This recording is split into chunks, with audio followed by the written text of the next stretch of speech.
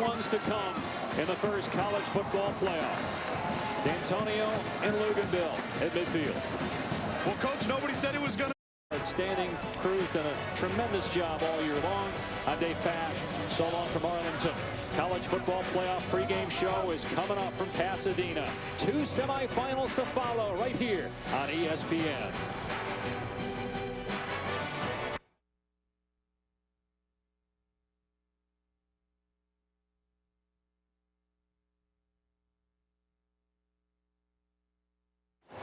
It is here, a long-awaited day. The first playoff games at college football's highest level. We begin where postseason football was first created. The Rose Bowl stands ready for a new era. The defiant, resilient, reigning champs from Florida State, survivors of 29 straight, underdogs today against the surging Ducks from Oregon. A dream quarterback collision. The prideful Hawaiian, Marcus Mariota, has been almost flawless this year. Fellow Heisman winner, Jameis Winston, back at the scene of his championship heroics, so far unbeatable as a starter. Today, seniors like record-smashing receiver Rashad Green are hungry to extend their careers one more game. And many, like Mariota's center, Hronis Grasu, will grit their teeth and ignore pain. 2 running backs who were in high school a year ago, Royce Freeman and Dalvin Cook, will be counted on as workhorses on this big proving ground. The Seminoles and Ducks here in Pasadena. Then the Buckeyes and Crimson Tide in New Orleans. The Chosen Four fight to take a huge, historic step closer to their dreams.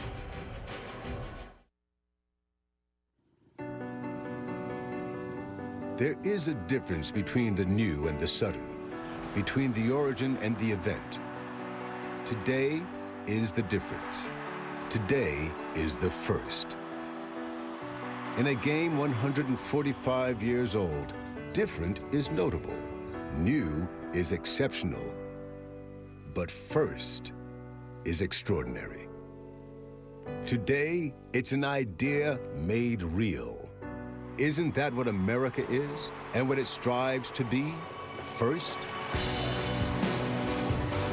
It's what these men have strived for from their own beginnings. One from Ashtabula, Ohio, hard along the cold shores of Lake Erie. One from the ragged edge of the Pacific, along the quiet beauty of the Oregon coast. 2 from the towns of West Virginia. One from the Gray Hollows, another from the hard fields, both atop the ladder. Today, they enter a design untried, a launch untested, a creation unproven. A day to determine who's still in. It's easy to label them the Final Four, but they are something else, more important and less common. They are the first 4.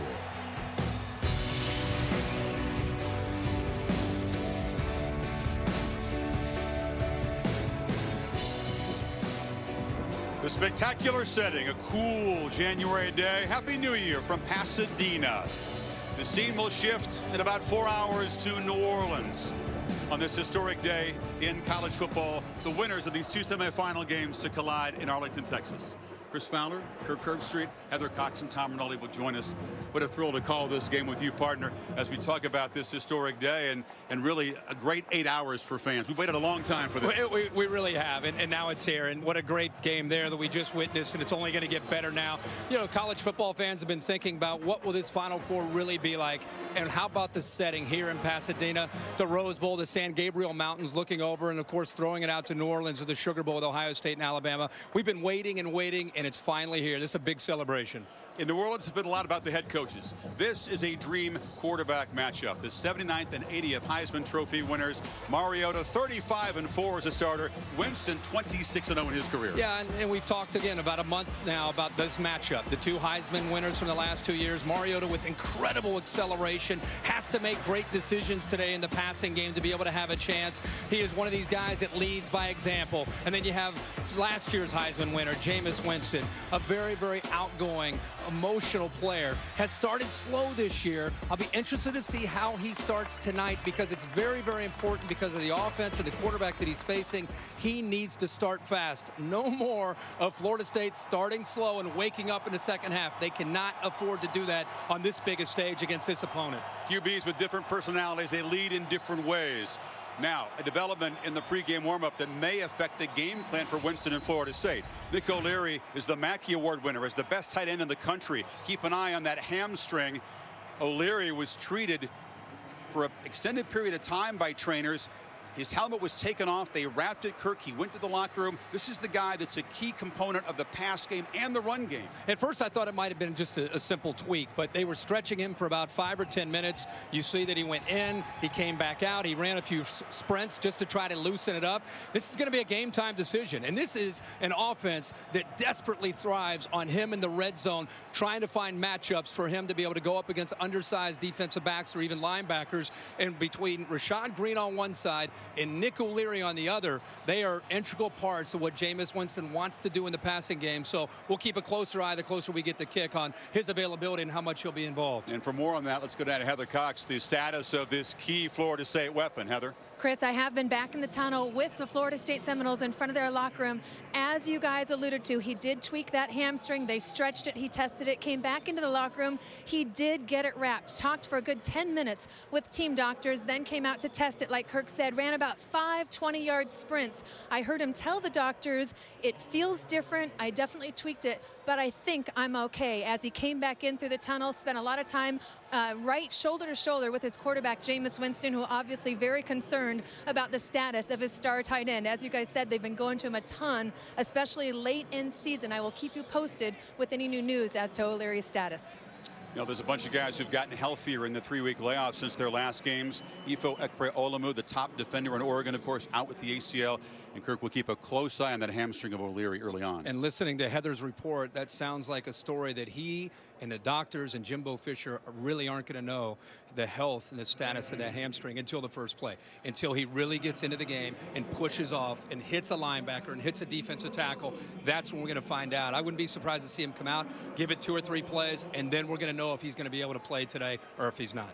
And if he can't, it's a serious concern. Kevin Hapley comes in and 2 receptions on the year, transfer from Penn State. Not nearly the same threat at tight end. Again, especially in the red zone where Jameis Winston thrives on getting the ball to Nick O'Leary. Yeah, it's really a 2-pronged passing attack for Winston. Rashad Green, the all-time receiver, and of course the all-time tight end at Florida State, Nick O'Leary. Well, on this landmark day for college football, history really does give us hope, and the setting suggests that something special is possible here, maybe even likely. This manicured, immaculate proving ground, the star power aligned on each side. One journey already shaped by resilience and resolve is going to end. Another will continue on to the ultimate game. The wait is over. The playoff is here. What places stir us? What sights stun us? What moments move us? It's why we watch and who we tell, and what we might hope to come true. A miracle at its core is a violation of the rules of experience and the laws of nature. If faith is belief in things unseen, sport is the marvel of what we can see. So we watch. Not for the fact of what happens, but for the magic of what might. We watch for the urgency of now and the prayer of what's next. Turning on the burners. Spins it. There he goes. Are you kidding? He's gone the distance. We watch for the wishing more than the knowing and the belief beyond the proof. And he will score. Just listen. Listen to the noise.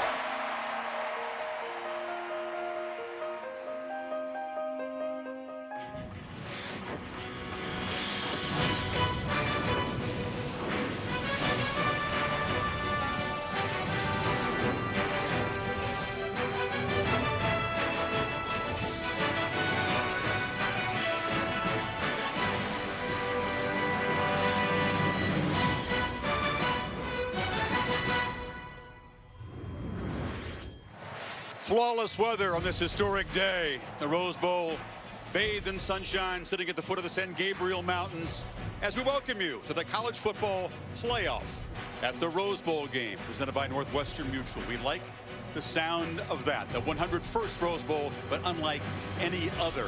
Semifinal number one, of course, the Oregon Ducks, the second seeded team.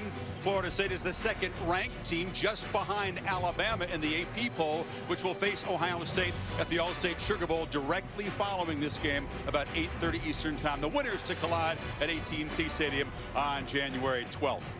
Welcome back, Chris Fowler and Kirk Herbstreit. Well, these four playoff teams were four of the preseason top five, Kirk. The Seminoles and the Ducks both expected to be here, but both have had very compelling journeys. The Seminoles haven't been dominant. They've been amazing, in Jimbo Fisher's words, falling behind with mistakes again and again, showing incredible survival instinct. It's been amazing to watch this team just week after week be challenged. And I think a lot of the cynics and a lot of the outsiders thought, okay, maybe this is the week they go down. But with number 5 back there and with a defense in the second half that's made a lot of plays, they have built a will that they believe that they're going to win. Here they come into this game, big underdogs. They are not saying it necessarily publicly, but they're feeding off of that. I will be surprised, even though it's been a trend for them to start slow. I'll be very, very surprised on this setting if they start slow. I think Jameis and this defense will play much better than they have all year. Noles underdogs for the first time since 2011. It's because Oregon has been on a roll. Since their one loss to Arizona, they began to regroup, but it began on this field against UCLA, Kirk. 26-point-per-game margin in that 8-game winning streak, despite injury after injury. Well, a lot of injuries, a lot of unknowns as we came into this season, but the one thing we knew about was Marcus Mariota, and he's lived up to the billing and the pressure. This will be his 40th start in this offense. He started with Chip Kelly, the last couple years, of course, with Mark Helfrich, and I think the offense, much like what you see from Florida State, feeding off of Jameis Winston, they feed off of his leadership in a different way and his playmaking ability. It'll have to be very, very at a very high level today for them to move the ball consistently against a very talented Noles defense. Talked about the two experienced quarterbacks, but there are two true freshman running backs, one on either side, who become the workhorses for their team. You think they're huge today? I really do. As much as we're going to talk about the quarterbacks, I do think it starts with the true freshman running backs. Cam Irving, the starting left tackle, moves to the middle. You see the two high safety look? That's where the freshman's going to be, and I have to be able to run the football into that kind of look. The reason that's important, that gets the safeties down. Now they crowd the line of scrimmage, and now Rashad Green gets some one-on-one opportunities where he can make plays. Now, this is the thing we don't know about yet. We'll have to stay, again, close to this injury to Nick O'Leary. If he gets down in the red zone, Jameis Winston will always look his way and high point the football to the big tight end to be able to let him go up and use his size to be able to make plays. But with all the talk about Winston, if you really have watched Florida State, it starts with the line of scrimmage and Dalvin Cook and Carlos Williams running the ball to set up Jameis Winston. Williams and Mario Pender, another back, also healthy. So was Thomas Tyner for Oregon to help out Royce Freeman, who's just had a spectacular freshman year. One of the most impressive true freshman running backs I've ever seen in covering this sport for a long time, and he has really come on in the second half. I look at Mariota in this option game as the counterpunch to the inside run game. Chip Kelly, Mark Helfrich, Scott Frost will tell you that the inside run game sets up this offense. Once they get the inside run game going, that's where you'll see the perimeter part of this offense. They stretch you horizontally with the jet sweeps, the quick throws, and this is the biggest part of the game to me today. Can Florida State avoid this? You get caught up in the run game, you get caught up in that outside run game, and then boom, there's somebody busts an assignment, and it's a big touchdown pass. Mariota has to make Florida State pay for being out of position by throwing touchdown passes. Dalvin Cook from Miami began the year as a non-factor, became Fisher's trump card, and now is the workhorse. Royce Freeman, who comes from extreme Southern California, about 20 miles north of the Mexican border, the first Duck true freshman 1,000-yard rusher. We haven't talked defense yet, Kirk.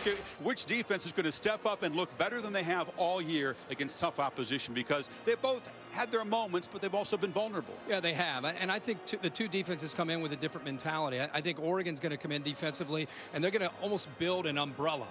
Because of Ifo Ekpreolamo being out, they're not going to play a lot of man-to-man. They're not going to live on an island with their corners against Jameis Winston. They're going to keep everything in front of them. Challenge Florida State to see if they can move the ball without making mistakes, and then try to line lock down the Noles offense in the red zone. Try to make the Noles kick field goals. That'll be Oregon's approach. And I think if you're looking at Florida State, it's dealing with the tempo. It's dealing with the personnel groupings, the formations, the motions, all the eye candy that happens before the snap. That's what really can stress you. And also, let's keep a close eye on the defensive lineman from Florida State. We've seen this offense wear down talented defensive linemen in the past. The Noles have got to be weary of that and try to substitute the big fellas as often as they can throughout the game.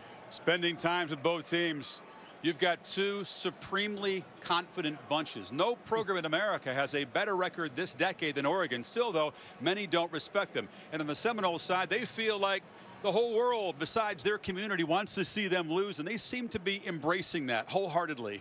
Yeah, and I think we've felt that this week. You know, they've tried to downplay that. I think that it's real. I think they feel it. I think their fans feel it. That's why I'd be very surprised if they started slow the way they have so many times this year. Well, so many times Florida State's been able to pull out close games. The Ducks have not played in that many close games. Well, the Rose Bowl game is about to begin to usher in this new playoff era in college football. Semifinal #1. And for the national anthem, we throw it down to the field. The Oregon Marching Band, under the direction of Dr. Eric Wilshire, Director of Athletic Bands.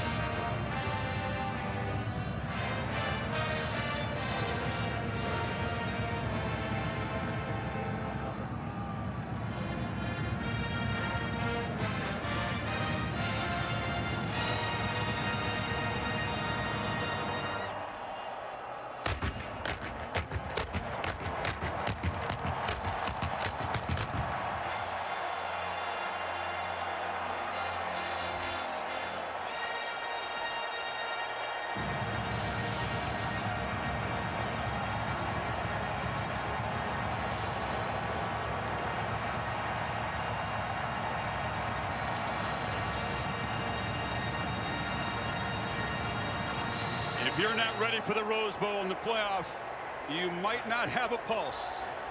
Kickoff from the Rose Bowl is coming up. But first, let's take another peek inside Nissan's Heisman House.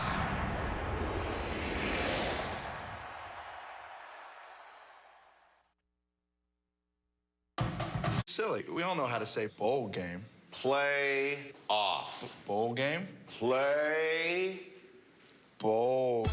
Welcome to the Nissan pregame rush. Nissan, premier partner of the Heisman Trophy and the college football playoffs. And welcome back to the Nissan pregame rush, closing in on kickoff between Oregon and Florida State. Ducks in familiar territory. They played here 20 times in the past. A familiar scene because they came here and beat the UCLA Bruins following their only losses here and began to rebuild their season on this very field. Lots of green and gold, folks making the 859-mile journey south.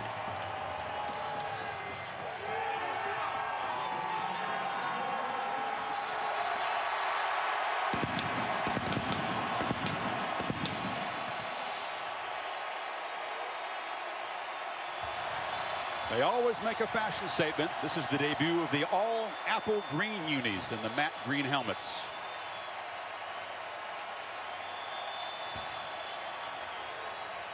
Jake Fisher, one of the key components of that offensive line, as the higher seed. Oregon is the home team. As we mentioned, the travel south, the familiar territory. The Florida State Seminoles back where they, of course, won the final BCS title a year ago. They've not yet played in an official Rose Bowl game, however. 7 games decided by a touchdown or less. An instinct for survival. And a habit of being just a little bit late, as they are today, Kirk.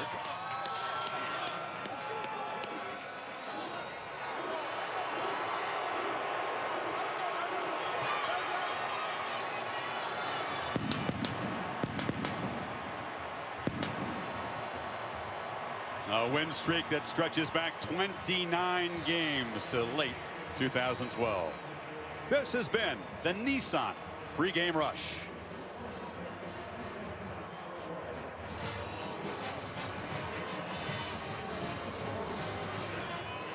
Seminoles won't mind the fact that this is an Oregon crowd. They felt like folks are against them all year.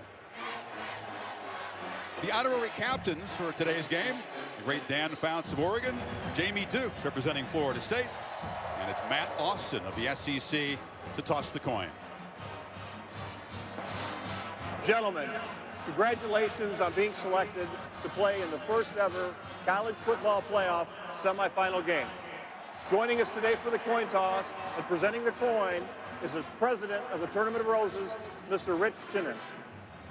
Thank you. Thank you for being here. Gentlemen, today's coin is a commemorative coin. Each side is represented by one of the teams. We have Oregon and Florida State. There'll be no need to call the toss. I'll flip it. Whatever head is showing, that'll have won the toss.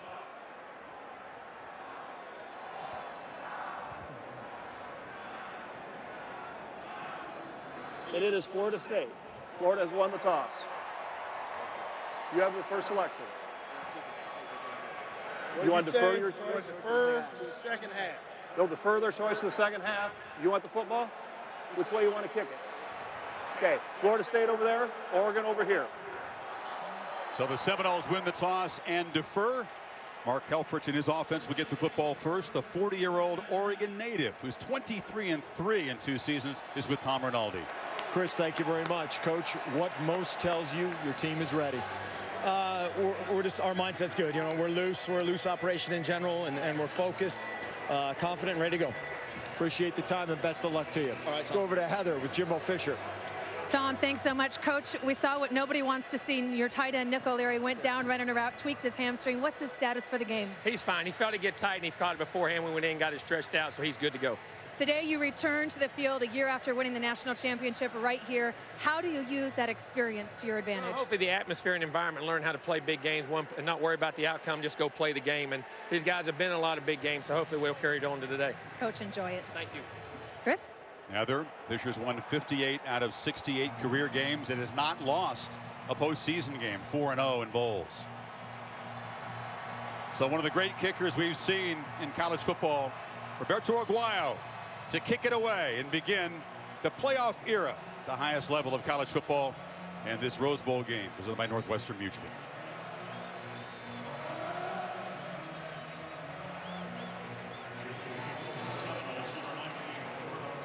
Oregon can boast some dangerous return men.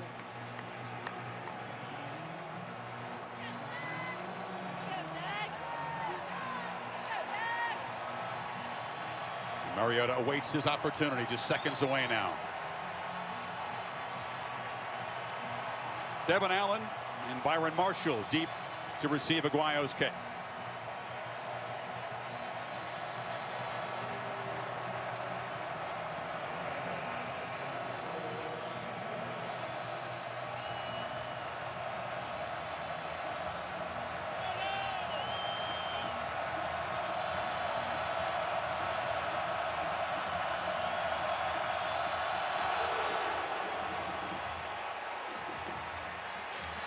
They'll bring it out. This is Allen.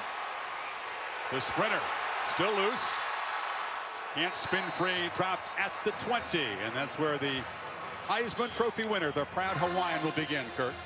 Well, there's always pressure, and when you win a Heisman Trophy, there's even more pressure when you come into a game like this, not only because of how you feel. There's Devin Allen walking off a little gingerly, one of their top receivers. We'll have to keep a close eye on that. It'll be a significant loss. That's the 110-meter NCAA hurdles champion, the fastest guy in this offense. Yeah, but Mariota understands, if there's one guy that can handle that pressure after winning the Heisman in early December, it's him. Let's see how the Noles deal with the tempo. Charles Nelson coming in motion. Freeman is the tailback. They fake it and throw it on the edge, but penetrating, flying up to stop Marshall. The Noles ready for that first play. Tyler Hunter on the stop. Tyler Hunter, but P.J. Williams, these corners will be tested quite a bit on the perimeter with a lot of quick passes, and it's not just tackling in space, it's getting off of blocks, and P.J. Williams there does an outstanding job. Mariota play action, flips it short. This is Freeman, can't work free. Reggie Northrup, the junior linebacker, stopped him. It'll be 3rd and long. This Florida State defense right now dialed in with 3 weeks to prepare. Just has a real good feel for this Oregon offense here early. Just the first couple snaps. They blitzed him that time with a linebacker, and the other linebacker, Northrup, stayed in place there on the screen. Noles show pressure on 3rd and 8. Mariota has time, loops it over the middle, but overthrows his receiver, looking for Evan Bayless, the tight end who's filling in for Pharaoh Brown, the starter who's injured. Interesting formation from Florida State there on 3rd down.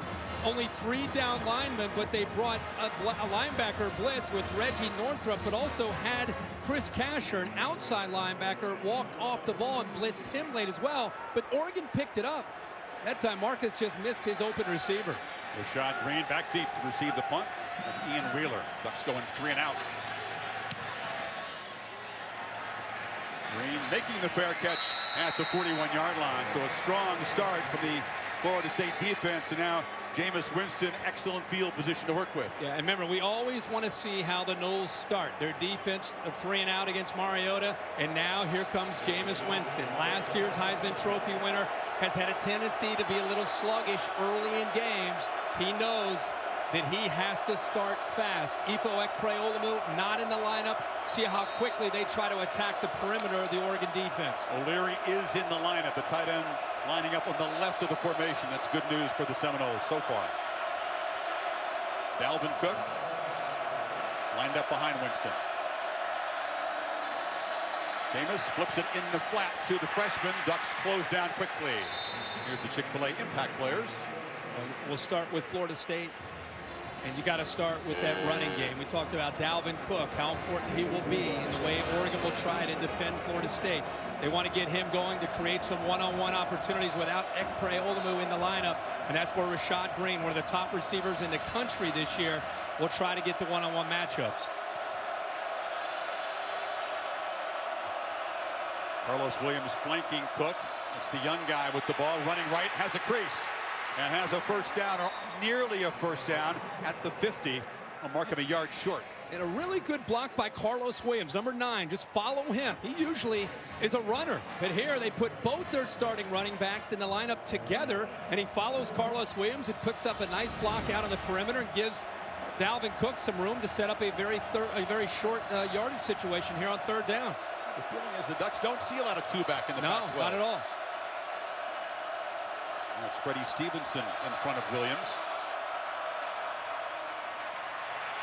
Williams has a first down into Oregon territory, cuts it back, dragged down inside the 30. So the Noles running game is rolling.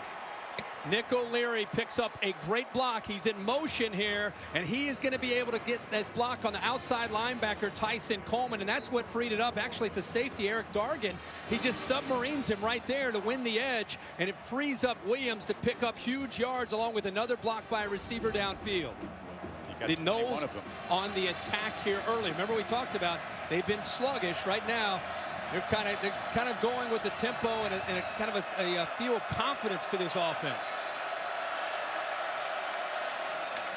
Not a clean handoff, and Williams is popped immediately the middle of that Ducks defense rising up. That's DeForest Buckner, their best defensive lineman. Cam Irving makes the move in the Miami game late in the year from left tackle to center. And and watching him, and you and I had a lot of their games, I just was amazed where you saw very few snaps that were concerned between he and Jameis Winston. That time, Jameis, for whatever reason, could not get the ball cleanly, and it affected the execution of the play. Dalvin Cook back in. Winston fakes it to him. Rolls. A stiff arm to gain some space and scoots out after a very short gain. It'll be 3rd and long. Talk about the dramatic improvement in the offensive line the last 4 games. Yeah, Irving went to the center. See, 42nd career start, but he's only started a handful of games at center. And Roderick Johnson, a true freshman at 6'7", 330 out of Missouri, moved into left tackle. We talked to Coach Trick, at the line coach, on the field before the game. He kind of winked at me, and he said that move of Irving into the middle has really helped out. It sure has, but we got a big 3rd down here. They need 7. Play clock winding down. Ducks rush 4. Winston pressured, backpedaling. And now we'll just heave it down out of bounds. So Oregon only rushes 4, but takes away time for Winston. A great job with coverage by only rushing 4 and sitting back in zone. Jameis Winston didn't have anybody to get the football to. You'll see these linebackers drop back. They sit back, take away the underneath routes. The other linebacker and safeties taking away the deeper routes. And eventually, Jameis Winston just has to throw that football away. Interesting style here on 3rd down against Winston. Instead of blitzing him, rushing 4, sitting back in zone. Roberto Aguayo, 46 of 49 on his career from 43 yards, is almost automatic. And a flag comes in right at the line of scrimmage.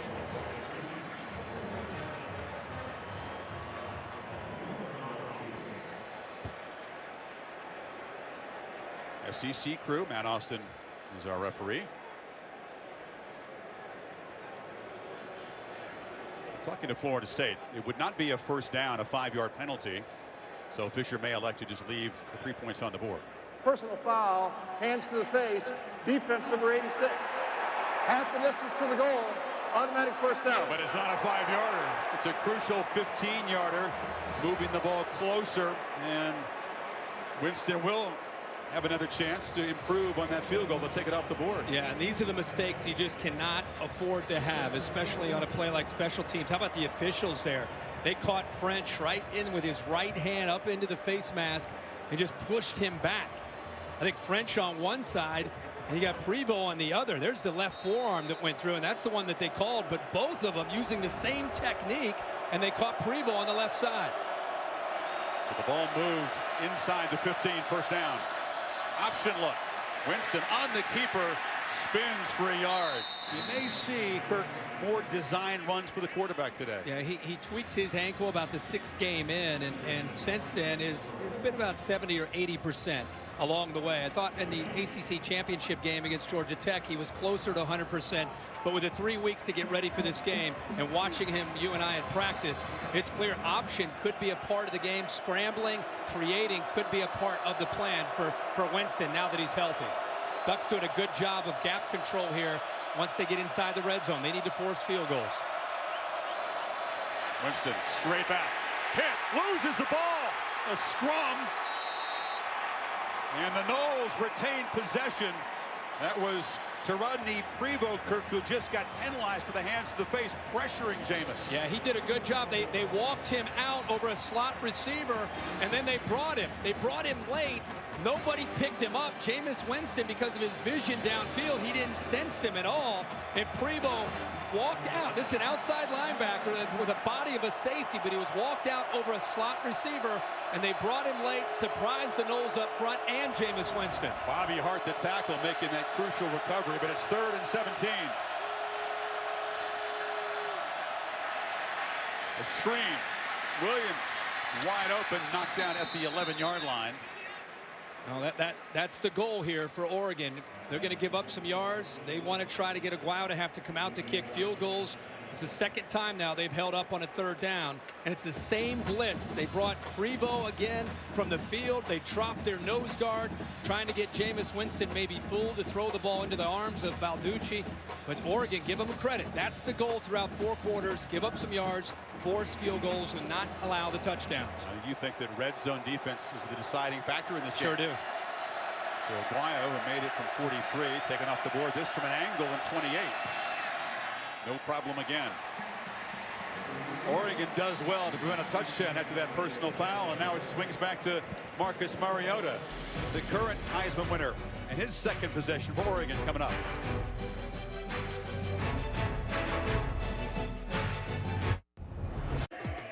It's an easy nickname, Kirk, for fans like you of that classic 80s video game, Super Mario Brothers. I think there were 8 worlds in that game, right? For number 8. Yeah, it took me about a month. I think I conquered all 8. I love that game. But you're not bragging. No, I spent a lot of time on that in 8th grade. Super Mariota is going to collect a lot of coins whenever he makes the move to the next level. Aguayo to kick it off, and a concern for Oregon. We'll get the update from Tom Rinaldi momentarily. Devin Allen, who took the opening kickoff back but limped off, is not out there at the moment.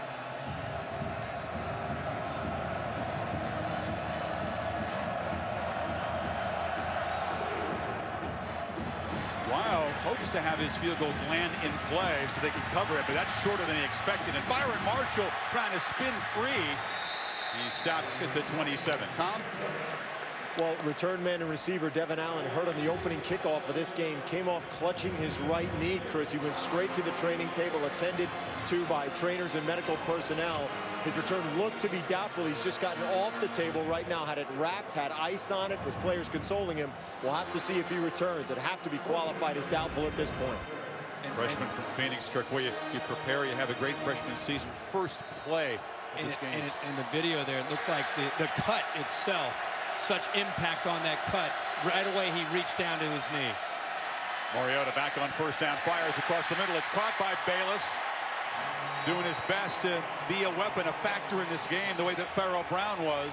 Yeah, great accuracy, quick decision. That's the strengths of Marcus Mariota. Now with the first down, now you see Oregon. They give him a different formation, trips up to the top. Actually, 4 receivers up to the top. And they throw it into traffic, and this is Charles Nelson, one of the few Floridians on this Oregon team, the freshman, a short gain. It's one thing to simulate this tempo. It's another thing to be able to go out there and deal with it. The tight end just sneaks out, gets behind the corner, and there's the accuracy that we love to see from Marcus Mariota. 38 touchdowns, only 2 interceptions coming into this game in his last 372 attempts. Bayless, only his 5th catch of the season there. This is Freeman.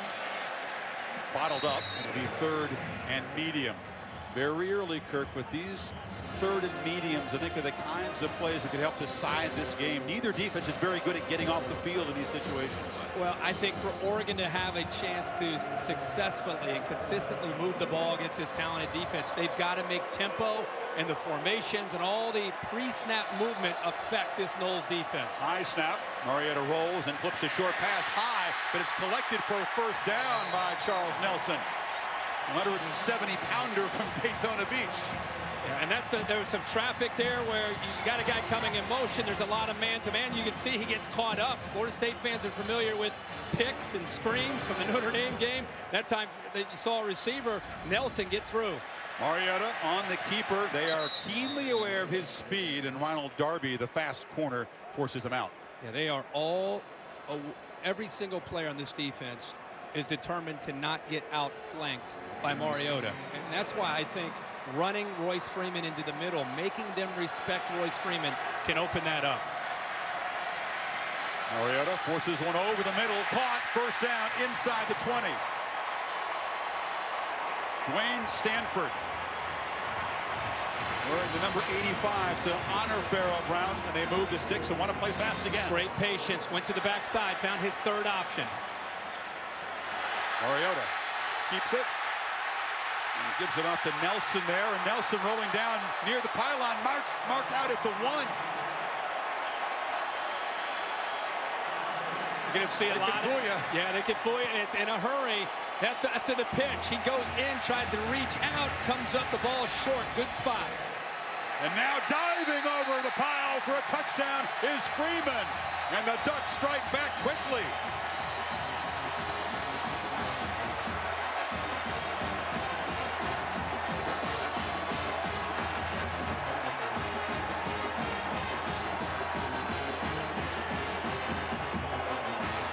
See the whole repertoire.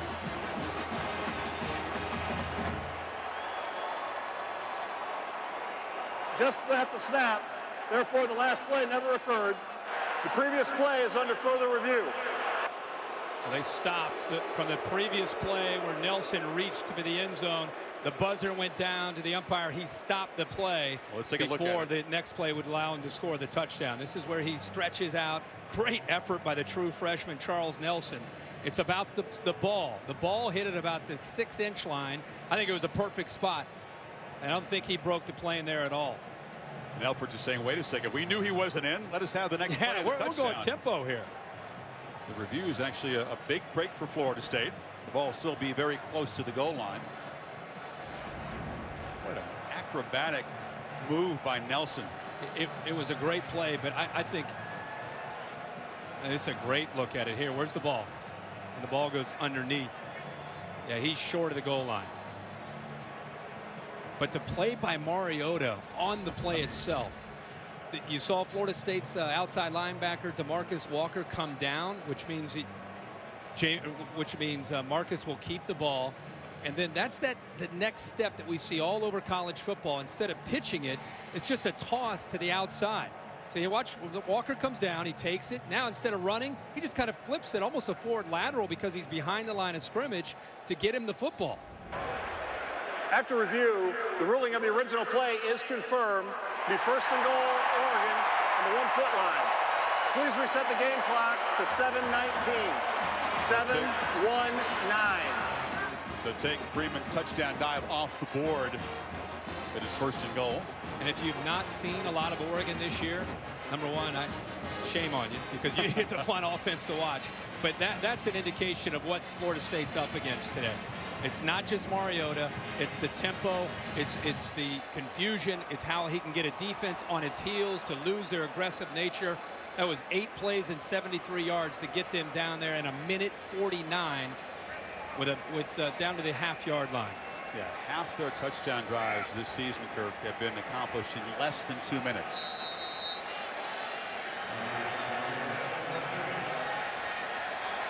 So first and goal, it's Freeman to the right of Mariota.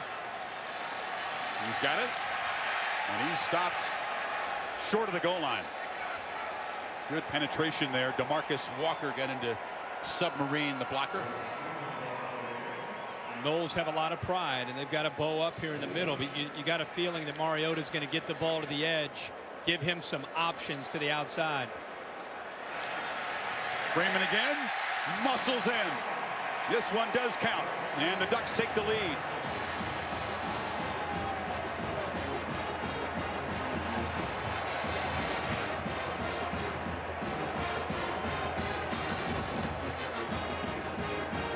Took 9 plays to go 73 yards and answer Florida State's field goal. 2:03. Very time-consuming by their standards. And now they'll spread them out and get a look. They go for 2 quite often if they think it's an advantageous play. And they're going to throw it. This is Taylor Alley. Pitches it out, and the Ducks grab a point. 8-3. Christian French, who's a linebacker, made the catch. Former tight end. They move him out there. They get him the football, and he knows what to do with it with his background of playing tight end. He lowers that shoulder, breaks the plane to get to 2 points. Haley is the number 3 quarterback. He's run a couple in, and now he's thrown for 2 two-point conversions. The Ducks up 8-3. Jameis' turn next.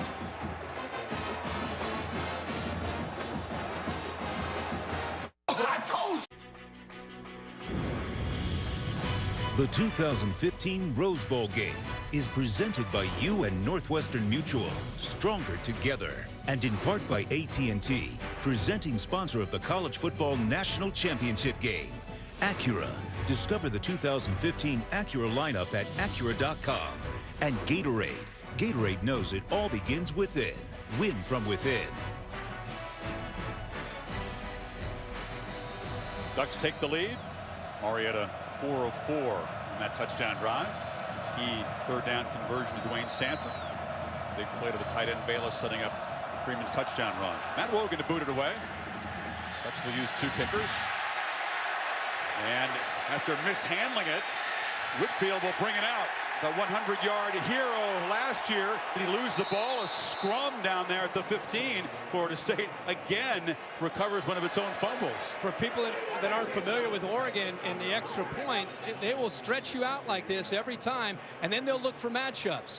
And they see a matchup right here with 3 of their offensive linemen and only 3 Florida State defenders. Now you have a guy right here all by himself. So they see the 3-on-3 to the outside. They fire the ball to the outside. They say, if you're going to give us a 2-pointer, we're going to take it. Throw it to French. 3 blockers, make the blocks. And if Florida State doesn't make an adjustment, they'll see that time and time again. That's the Chip Kelly influence there on the extra point.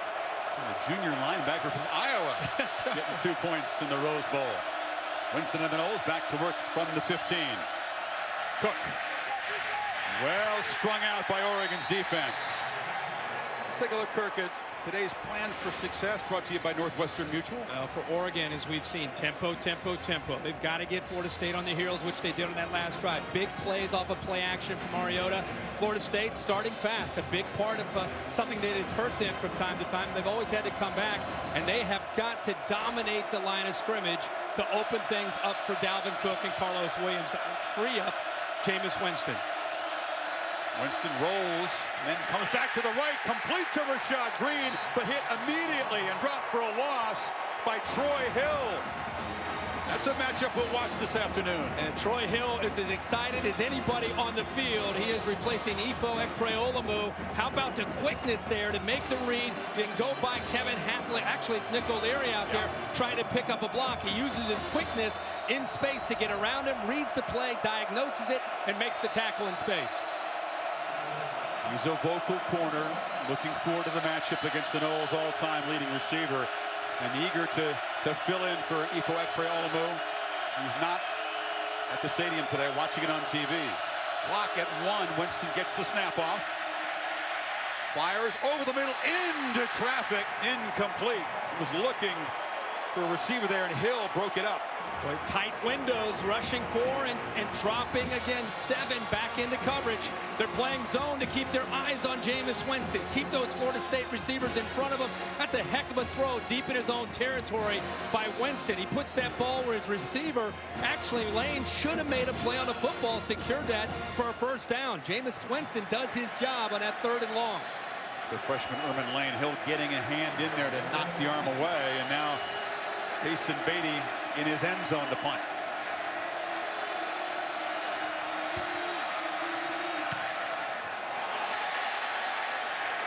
Shanked it out of bounds, and Oregon already up by 5. Will have field position at the +40 to begin this drive.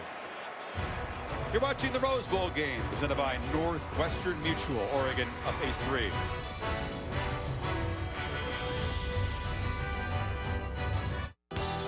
DirecTV takes you inside the drive as we take a look back to the last touchdown drive. Mariota, 4 of 4, and it was the first time in this game we've seen what tempo can do to the Florida State defense. They were on their heels. Marvelous play here by Mariota, getting it out to Nelson. Comes up just a little bit short before Royce Freeman takes it into the end zone.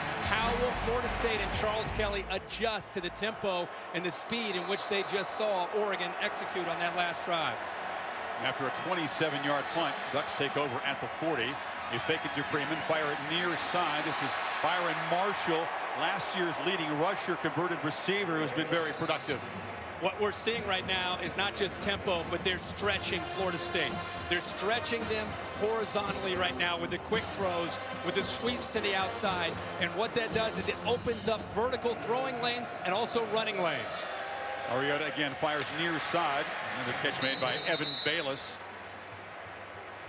Second for the tight end. Short gain. Mariota has such command of this offense. I mean, we see the the Eagles run a version of this in the NFL, but when you're starting your 40th game, there's not a whole lot Florida State can show Mariota that he hasn't seen and had to adjust to before. Another play action fake. Mariota firing over the middle. Had a man. Incomplete. Stanford, even at 6'5", couldn't get up to that one. Great job by Mariota, designed to come back to Stanford, but he rolls left. He gets the defense thinking he's about to throw to the flat, which he's been doing, and then comes back to the middle. Mariota scrambling around on third down. Cannot get the edge and is knocked down short. Chris Casher chased him down. So Mariota shows he's human. Had a touchdown there, missed a wide open man. Yeah, heck of a job there by Casher, not letting Mario get outside of him, but also giving assist to Mario Edwards, who just did a good job of beating his man. And that's what forced Mariota to have to step up and out of the pocket. Looks like for the 25th time this season, Ducks are going to go for it on fourth down. They need 5.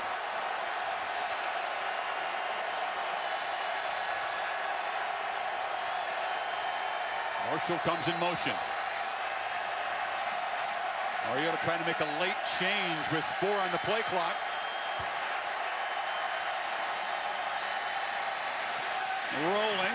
Rolling, sidesteps a man, flips it back across, and Marshall is knocked down hard. Coming in there was Darby, and the Noles hold and take over.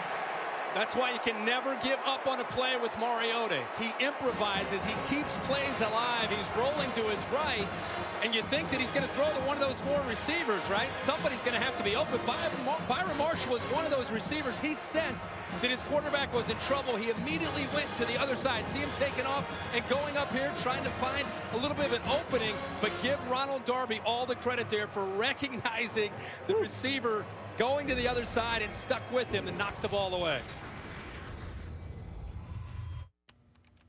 Mark Helfrich electing Kirk to pass on a 40-yard field goal attempt. The kickers are pretty reliable from short range, but they really trust Mariota more than the kicking game. That's why they went for it. And it also fits the personality of being aggressive with your play calling and your approach. This program and these players feed off of that kind of attitude for Mark Helfrich. So Winston back on first down. A high throw incomplete. Rashad Green was open, but both quarterbacks a little bit keyed up at the moment. This is just the 3rd collision between quarterbacks who have already won Heisman trophies. Matt Leinart, the most recent winner, a rout of Oklahoma for USC in the 04 National Championship game. And then Tim Tebow and his Florida Gator teammates rallied to his cause, the defense shutting down Sam Bradford in that championship game. It's amazing what Heisman Trophy winners can do to the opponent's defense. This is Cook taking off and muscling out to the 40, a first down for the freshman. What great job on the right side here. Watch these blocks. Good job by the right tackle. Bobby Hart seals that inside. You get some good blocking downfield, but Dalvin Cook is a vital part of this offense and what they want to do. And that big offensive line, they're being challenged by Buckner, Armstead, and Balducci. This is Cook again. This was a running game, Kirk, that after September was ranked outside the top 100 in rushing yards. Winston had to throw a lot of passes in the month of October. They finally, as you mentioned, shifting around those linemen have gotten a lot better in the last month. Yeah, I mean, he had 177 against Georgia Tech in the ACC championship game. Had a great game against Florida as well, running with a ton of confidence. Cook has a first down at midfield for Florida State. I just continue to go back to what Jimbo Fisher told us just a couple days ago in practice about, hey, we got to be patient. Not just with the scoreboard, but with the style of defense that we're going to face. We've got to not only run the football, if Jameis Winston can scramble for some yards, we'll take it scramble. If he needs to check it down to Cook or Williams and hit the underneath routes, we need to do that. We can't get greedy trying to get the ball downfield, especially in the early going of this game. Now the senior Williams spelling the freshman Cook. Winston loops it downfield, has a man open, and it's caught.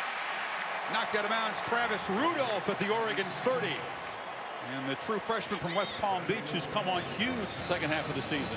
He sure has. And this is an easy read in the flat here. You see him right out here. You're going to read this defender. If he sits up, you're going to go over the top. If he drops back, then you're just going to make the easier throw underneath. This time, put an outside linebacker out in space, Christian French. It's tough for him to deal with those receivers out on the perimeter. 20-yard gain. Now the Noles playing with some tempo. Jesus Wilson on the edge. Another first down inside the Oregon 20. I think Travis Rudolph is the future of the Florida State receivers, the future leader of this team. Made a great catch, comes back the very next play, comes up with a nice block to help spring this running game. Very important for both teams to get great blocking from these wide receivers to be able to try to spring even bigger plays in the run game. And it's Williams on first down. Williams, a sturdy 225-pounder who actually looks bigger than that to me, Kurt. He sure does. Remember, this is the game within the game. Oregon said that they knew they'd give up some yards between the 20s, but when Florida State got into the red zone, they changed their mindset. They want to make Florida State and Jameis Winston have to earn touchdowns down here. They'd rather see them settle for field goals. They've already done that once today. Leary's in the game, flexed to the left. They hand it back to Williams, who cuts inside the 10 and should have a first and goal. They have their big unit in there right now. Big offensive lineman, a couple big tight ends. They brought Freddie Stevenson, the fullback, in there as well. Irving at 308 is the smallest of the offensive lineman for Florida State, the center. Very good one. So first and goal at the 7. Seminoles have marched 70 yards so far after stopping the fourth down play. Play clock ticking down.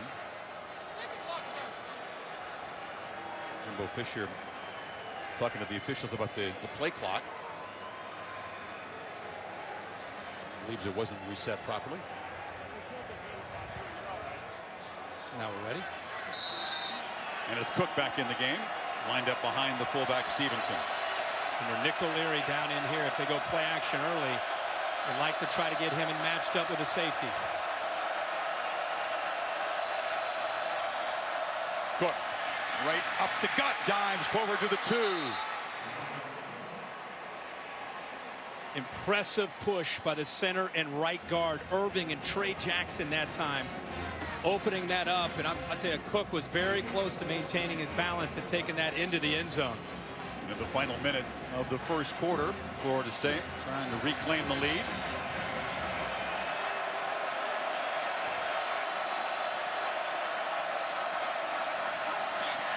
Cook cuts it back, knocked down short at the 1-yard line. Ducks dive for the football, but it's Florida State ball. Reggie Daniels came in there late. Third down, about a yard away. Ducks very sound there with their gaps. Time Daniels, Chris, you talked about it. He went for the football, but he was also in place, in position to be able to prevent Cook from getting into the end zone. Ducks have been a very good third and short defense. They don't like that label that they're not tough and not physical. Williams in the I formation. And Carlos Williams tries to bounce it, but he'll be dropped for a loss on the final play of the quarter. Rodney Hardrick, the smartest of the Duck defenders, says coordinator Don Pella, made the play. A flag comes in late.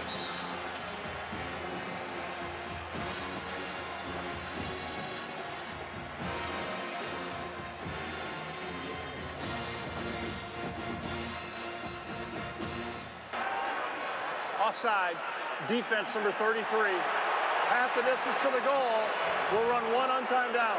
So Tyson Coleman guilty of an offside that takes the tackle for loss away, and untimed down about a half-yard away. Yeah, it had nothing to do with it. He's just on the edge there, lined up across the neutral zone, and it's an easy call for the officials.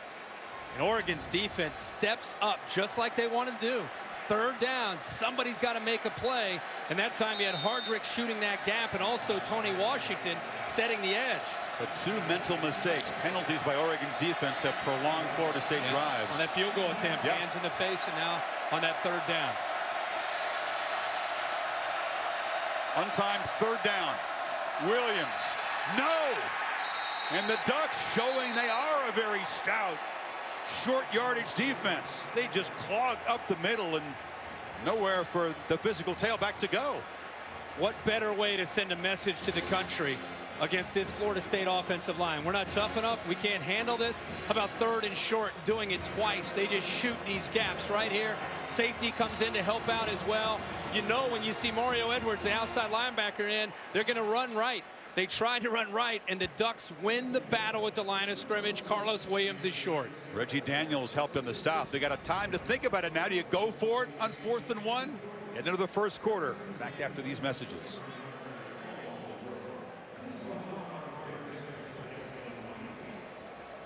Training staff says life.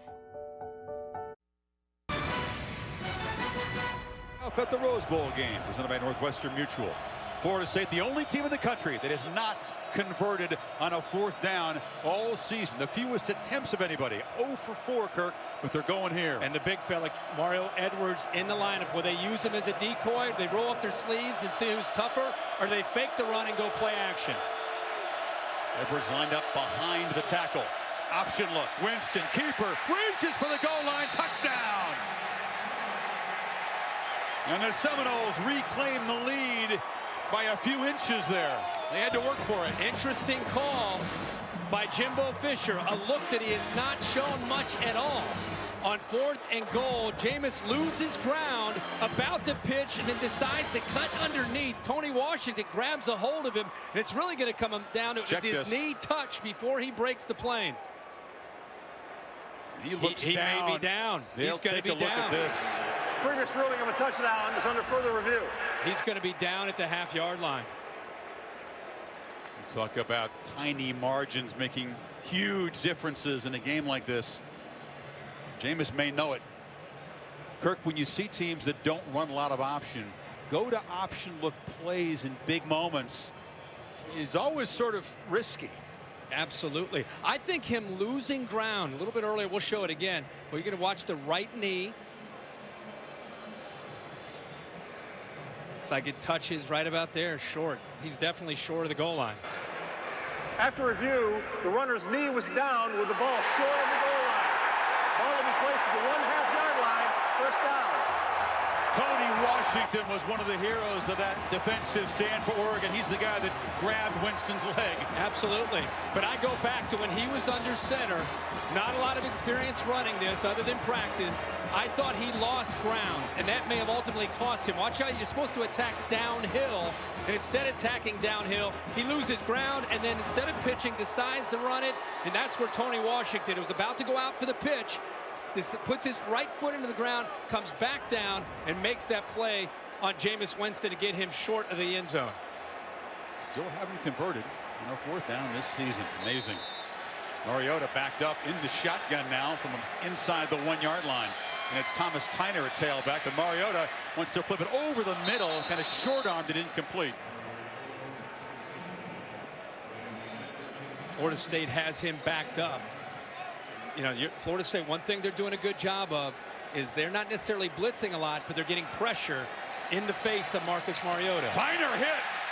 Now the ball comes out. He was popped and diving forward to make the astute recovery was Mariota. No, Mariota reads this play, zone read, and Casher collapses down and he pulls it out. He comes down on Tyner and he just pulled that out.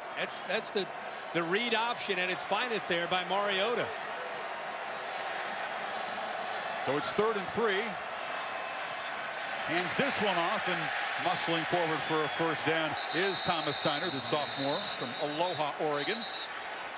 That is a big conversion here on 3rd down. One of the later pulls in a zone read you'll ever see. It was great. It was a great play. And it was textbook on what he's reading. When those defensive ends collapse down, he's got to pull it out. Handoff inside. Tyner loose out to the 25. Another first down. B.J. Williams knocked him down, but now the Ducks will speed things up. Same read. This time Casher stays outside, and now your man short. Now they run the football up the middle.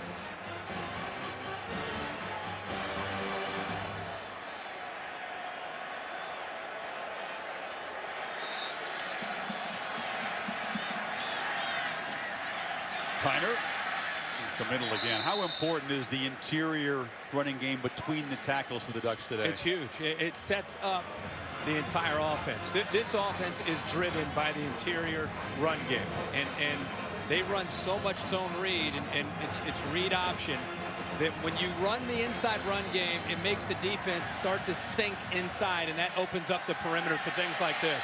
Play action, flip short. Bayless makes the catch and drags a tackler to the 35. It's right near the first down marker.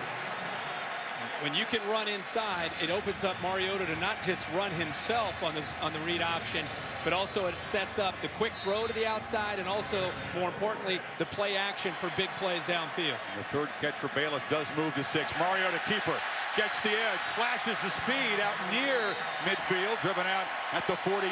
See, the reason you're starting to see the outside open up is we've seen Tyner and also Freeman pick up some yards to the middle. And when you get those yards, the defense just instinctively, you start to squeeze. You start to want to help to the inside. And just when you start to do that, Mariota goes by you on the outside. Mariota, as Nelson came in motion, they flip it to him far side, makes a man miss, and gets driven out near the marker hard by Ronald Darby. With 9 more yards. Yeah, 9 more yards. And the freshman Nelson, who, by the way, is from Daytona Beach, Florida, ended up all the way out in Eugene, Oregon. But when he gets the ball in space, I don't care who he's going up against, he can make you miss. Empty backfield, and Mariota, keeper up the middle, drives forward for a first down. Nelson blew out his knee as a junior. Really wasn't heavily recruited by the Seminoles of the Gators. Oregon stayed with him despite the injury, and he's been a very productive true freshman. It's Florida State defense right now. Their heads are spinning a little bit. They've prepped for 3 weeks, but to see Mariota and this tempo and the personnel groupings and the different formations, it puts a lot on this defense. Mariota, play action, now tucks it away. Trying to prolong the play, fires sideline, and it's incomplete. Out of bounds. Keenan Lowe couldn't come down with it. Every Seminole defender talking about how dangerous he is when he extends plays. Well, he extends plays. I thought he might run this up the middle. Instead, he goes all the way off to the right. Tries to find an open man who adjusted with him, but his feet are in the air. But at the time, Lowe brought that football in. There's the fatigue, the tempo. Tyner muscles forward for about 7. That was Desmond Holland, one of the starters in defensive line, huffing and puffing. And the Florida State coaches try to downplay this, the significance of this. Hey, we're in great shape. We're ready to go. But and you got to rotate bodies in. But take a look at these guys. I mean, this is a big factor facing Oregon. And now they move the 6 again. Another conversion as Tyner moves the chains inside the Seminoles 30.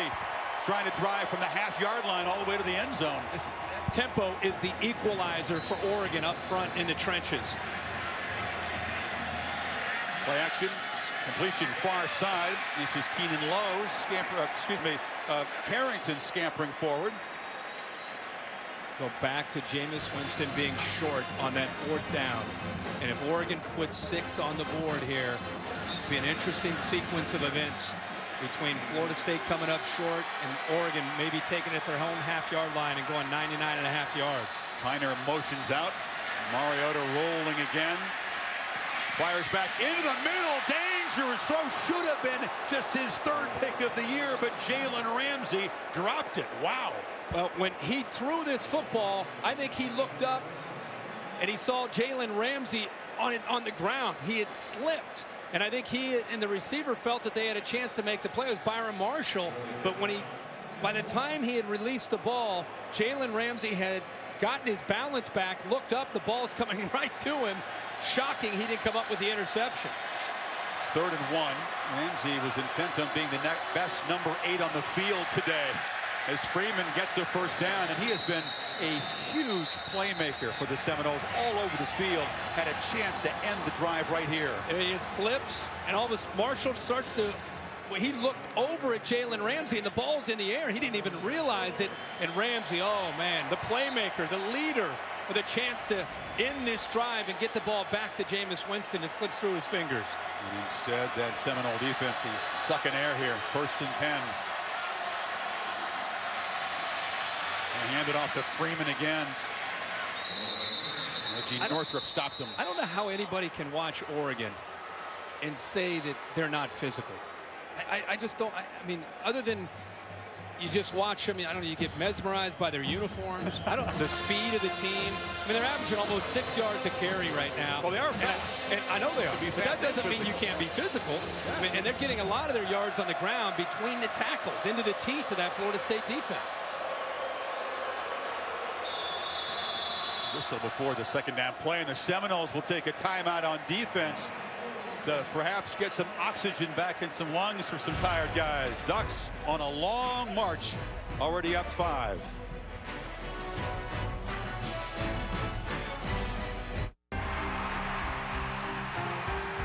Behind every victory is someone who helped make it happen. Call them mentors, coaches, or even mom or dad. At Northwestern Mutual, we call them advisors. The right financial partners to help you tap into strengths you might not even know you have and guide you where you want to be financially and personally. Because no one wins alone. You and Northwestern Mutual, stronger together.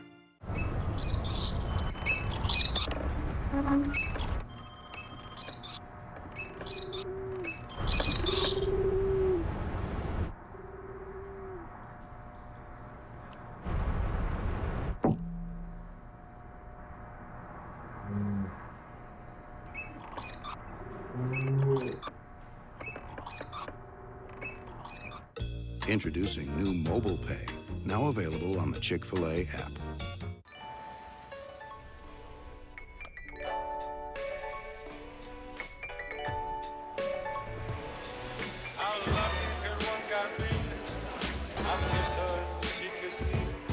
Like a fella once said, ain't that a kick in the head?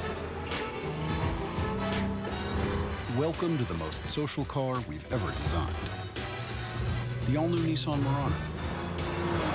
Nissan, innovation that excites.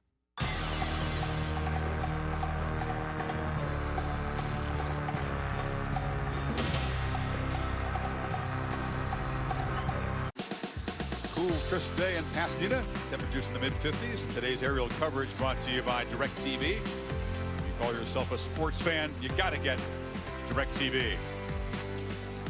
After the replay reversal took the Seminoles touchdown off the board. Ducks trying to stretch their lead. Already driven 88 yards. 2nd and 6. And slipping after the handoff there was Byron Marshall, the receiver who motioned back into the backfield. So it's 3rd down, Kirk. He lost his footing. But that time you saw a linebacker and Reggie Northrup coming downhill in a hurry. You and I were talking at the break. We liked the timeout by either Jimbo Fisher or Charles Kelly to kind of regroup their team before this drive finished. On 3rd down, Mariota still got it. Fires far side, looking for Bayless. Timing disrupted. They're pressured by Mario Edwards, and it's 4th and 6. Yeah, Mario Edwards, he's been talked about a lot this year. The leadership that he provides, the weight that he's lost, the commitment that he's made to this team. They get him out there in space. That time he kind of dropped. Then he ended up blitzing, and he hurried Mariota to throw that football before I think his man was ready. This time, Helfrich Wilson, Aiden Schneider, the freshman from Portland, out. He's 8 of 9 field goals. They don't attempt field goals longer than 40 very often. There's a conversation down there. The ball is spotted. Personal foul, 78 of the offense. That penalty's declined, 4th down. So they flagged Cameron Hunt, the guard, for a personal foul during the play, not a dead ball foul, so he'll decline that and bring up 4th down. Chris, it was right in the middle of the last play. You had 3 Oregon players on 1 player from Florida State, Desmond Holland. And I think he threw a punch, and that's why I think they called the flag. Angled attempt from 28 yards for Schneider.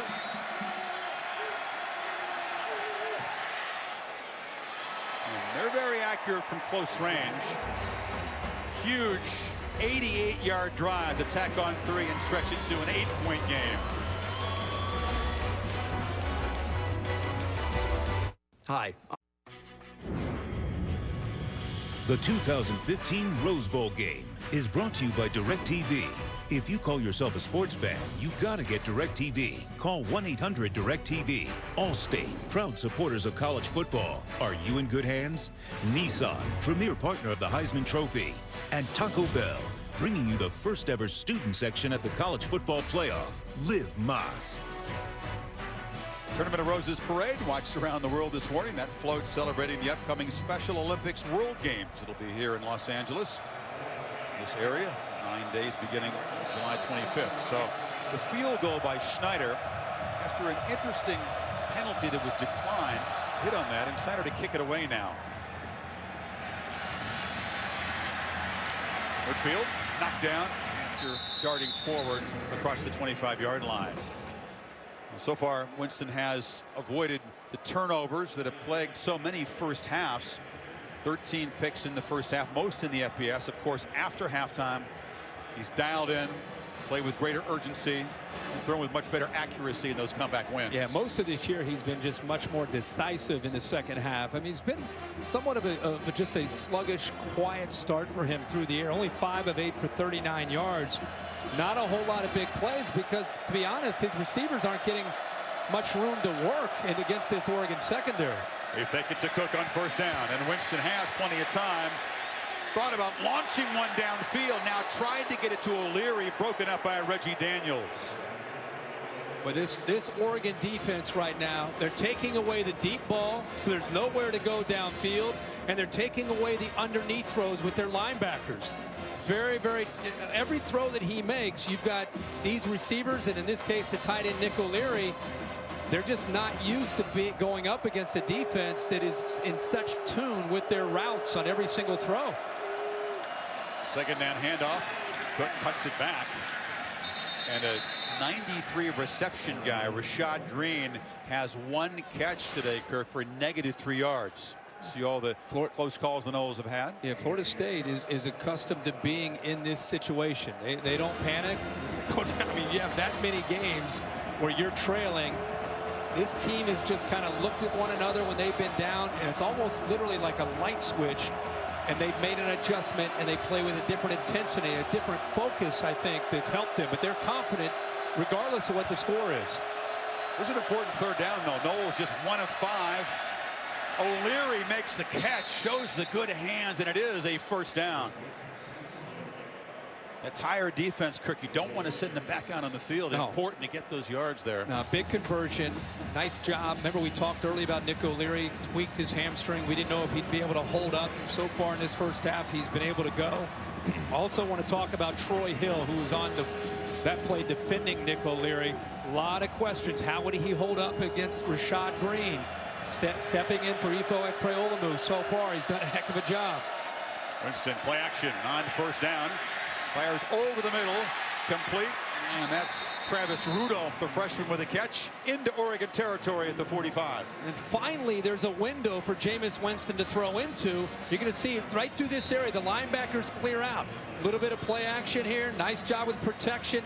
But right there, they finally give Winston a little bit of room to work with. And when you do that, he's accurate enough to make you pay for it. 17-yard gain.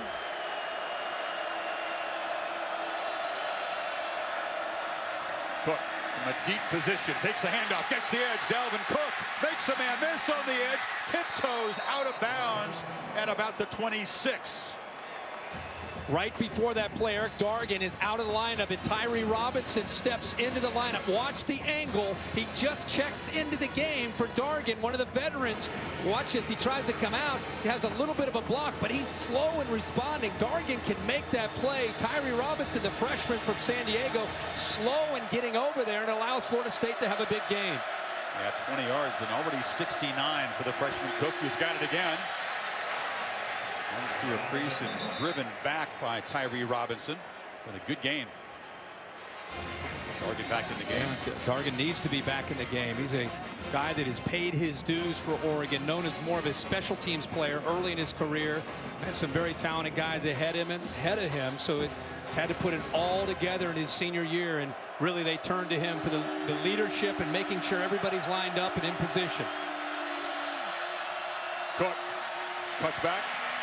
Flag comes in as Cook has a 1st and goal, but it's in that holding zone. It looked to me like Bobby Hart, the right tackle, may have wrapped up Eric Armstead there up high. That's probably going to be what the call is. 51. Talk about Dargan, the top tackler and top interceptor. After 3 years as a backup and a special teams guy, finally making an impact as a starting safety. Yep. Holding, offense number 51. 10-yard penalty for the spot of the foul. Beat second down. Good spot, though. Yeah. Yeah, I think this is, again, the execution and how important it'll be for Jameis Winston. We've seen him down in this red zone. We talked about how you got to come away with touchdowns right on the right side there. He has his hands full today going up against Eric Armstead at 6'8", 290. First penalty for the Noles is a big one. Set up first and goal at the 7, back at the 24-yard line. Winston straight back, flushed, chased, fires incomplete. That was Tony Washington off the edge, tracking the quarterback down. I'll tell you what, Eric Armstead this time does a heck of a job for a defensive lineman. He saw the screen. He felt it. Number 9 up at the top. Watch what he does here. He sees these linemen. Now he's just trying to find the back, and he just locks on to the back, and it allows the pressure from Washington to get home to Jameis Winston. He's a linebacker who can cover in the pass game, can rush the passer. Senior from here in California. The quickness of the Ducks defenders giving problems to the Noles. No doubt. Big offensive line. 3rd and 9. Winston fires a strike over the middle. 1st and goal. Well thrown dart. And Jesus Wilson makes the catch. Yeah, perfect timing. He gets behind Hagan right here. Watch this linebacker. You're going to see a receiver come in right behind him. This ball has to be thrown quickly. The timing is very, very important. And throwing it on a line before the safety can come up and make a play on it to separate the receiver from the ball. He's got to throw it quick. There's Reggie Daniels coming in. By throwing it the way he did, it allowed Wilson to protect himself before the big hit and take care of the football. Daniels actually took a hit from a teammate. And he's being looked at by the trainers.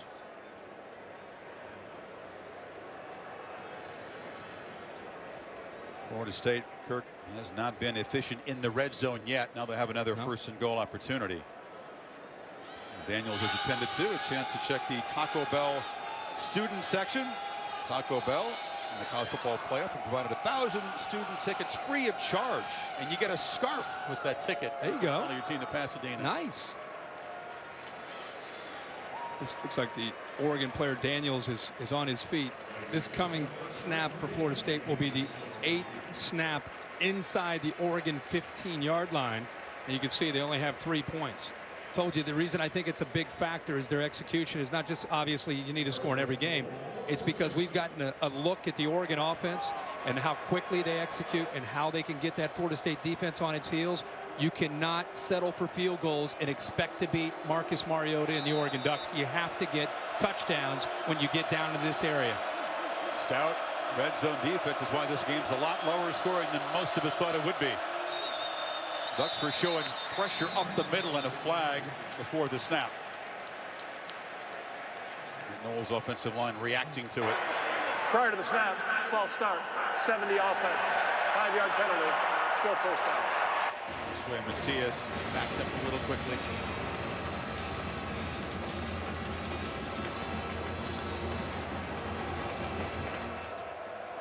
Quiet night so far for Rashad Green. Down at the bottom this time for Jameis. He's got single coverage as well. Winston looked that way. Green covered, now fires into the end zone, batted away, incomplete. Eric Dargan toughing it out, got a hand on it. Not only is he toughing it out, this guy does a good job of staying with the receiver in space. He gets his hands on his football. There's Coleman closing in. Watch him step in front of that, in front of Rudolph, get both his hands on that ball. Florida State very, very fortunate that Dargan does not intercept that football that Jameis Winston threw. Took a chance there. He's so smart, instinctive. That's why he's got 6 picks this year, often in the right place. So 2nd and goal. They hand it to Cook, who cuts it back. Running through some arm tackles down to the 3. What vision from this young running back and the acceleration. Watch him put his right foot in the ground when he sees the cut back behind Cam Erving, the big center. Does a good job. That ball can bounce to the outside or it can cut back.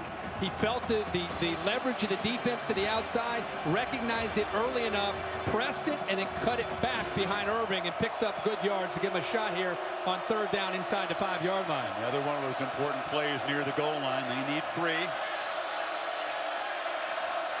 Empty backfield. It's Green in the slot to the right. Play clock down. Did he get it off? No, flag. Or did Fisher get a timeout call? No. Delay of game. Offense number 5. Wow, that is huge. Still 3rd down. It'll back him up to the 8-yard line. Jameis didn't see the play clock in time. It's huge, but at the same time, it does give you a little bit more room to work with. I mean, it's not as if Aguayo all of a sudden is going to struggle if they have to settle for a field goal.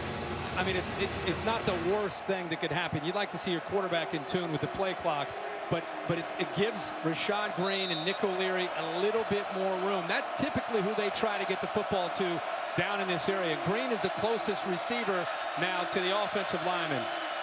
Right here. Williams lined up to the right of Winston. Winston looking left, now back over the middle, fires, incomplete. There was a collision. O'Leary fell down, no flag. Tyree Robinson tangled up with him. Well, it was pretty physical. Nick O'Leary was locked up with Robinson, the freshman. Remember the hamstring? It doesn't seem to affect him, but boy, they are locked up and pushing on each other. Oh, wow. No wonder Nick O'Leary's looking, what in the heck's going on here? Where's the call? SEC crew missed that one. Tyree Robinson just tugged on the front of the jersey. Wow. But regardless of the call, they have to settle for a field goal again. 3rd time inside the red zone. Potentially 2 field goals and the turnover on downs. Aguayo, who has never missed in his career inside the 40, knocks it right through. And once again, the Seminoles march a long way, 65 yards in this case, cannot find the end zone, although it should have been a 1st and goal there. Don Pella, the defensive coordinator from Oregon. I mean, you hate to tell your guys, hey, we're going to give up some yards, but that's part of the plan. Give up some yards, lock down in the red zone, and force field goals.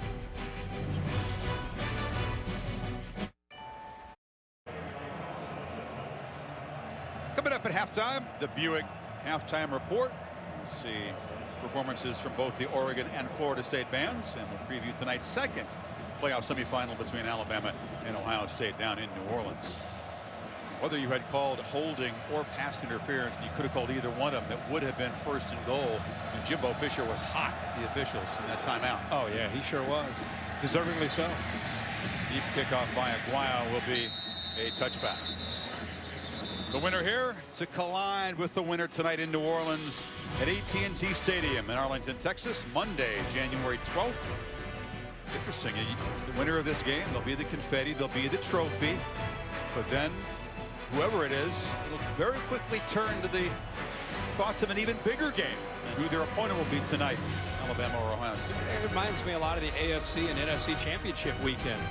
You celebrate, you're excited, you won your conference, and now you move on to the Super Bowl. It kind of has that feel to it. Either side said that they'll celebrate for very long.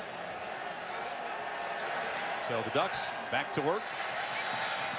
And slipping down there is Marshall after a very short gain. Marshall hasn't really gotten untracked, hasn't become a factor yet. No, it's an inside-outside game. I mean, Oregon has had a lot of success with going fast and getting the ball up the middle and getting the ball to the outside. There he goes again, keeping it. Mariota up the middle, shows the acceleration, then slides down after gaining 1st down yardage. And watch the defensive end collapse down, pulls it out, then he gets a nice block on the linebacker Terrence Smith, and then there's just grass. Plenty of room there with his speed to pick up great yards. Now play action on 1st down. Mariota looks down into coverage. It's caught by Keenan Lowe. A flag comes in as he's hauled down by Darby. But the back shoulder throw that time. The defensive back was too far upfield, so Mariota throws it back. A receiver adjusts to it, and Darby never saw the football. I think it's going to come back. They're going to call maybe a push-off at the top of the route. Pass interference, offense number 7. 15-yard penalty for the previous spot. Repeat first down. It wasn't the PI call that Fisher wanted, but it's a huge one because it nullifies a massive gain. At the top of his route on these back shoulder throws, the receiver has to be careful of extending his arms and trying to just kind of pass that defensive back on to come back. You see some jawing there between Oh, Lowe and Darby. 31-yard gain taken away instead of 15-yard penalty. So 1st and 25.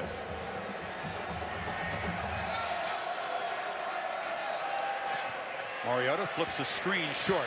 This is Freeman, breaks the tackle, and the freshman showing his muscle, gaining yardage back to near the original line of scrimmage. And that's the part of his game that is so instrumental in allowing him to have a great true freshman year.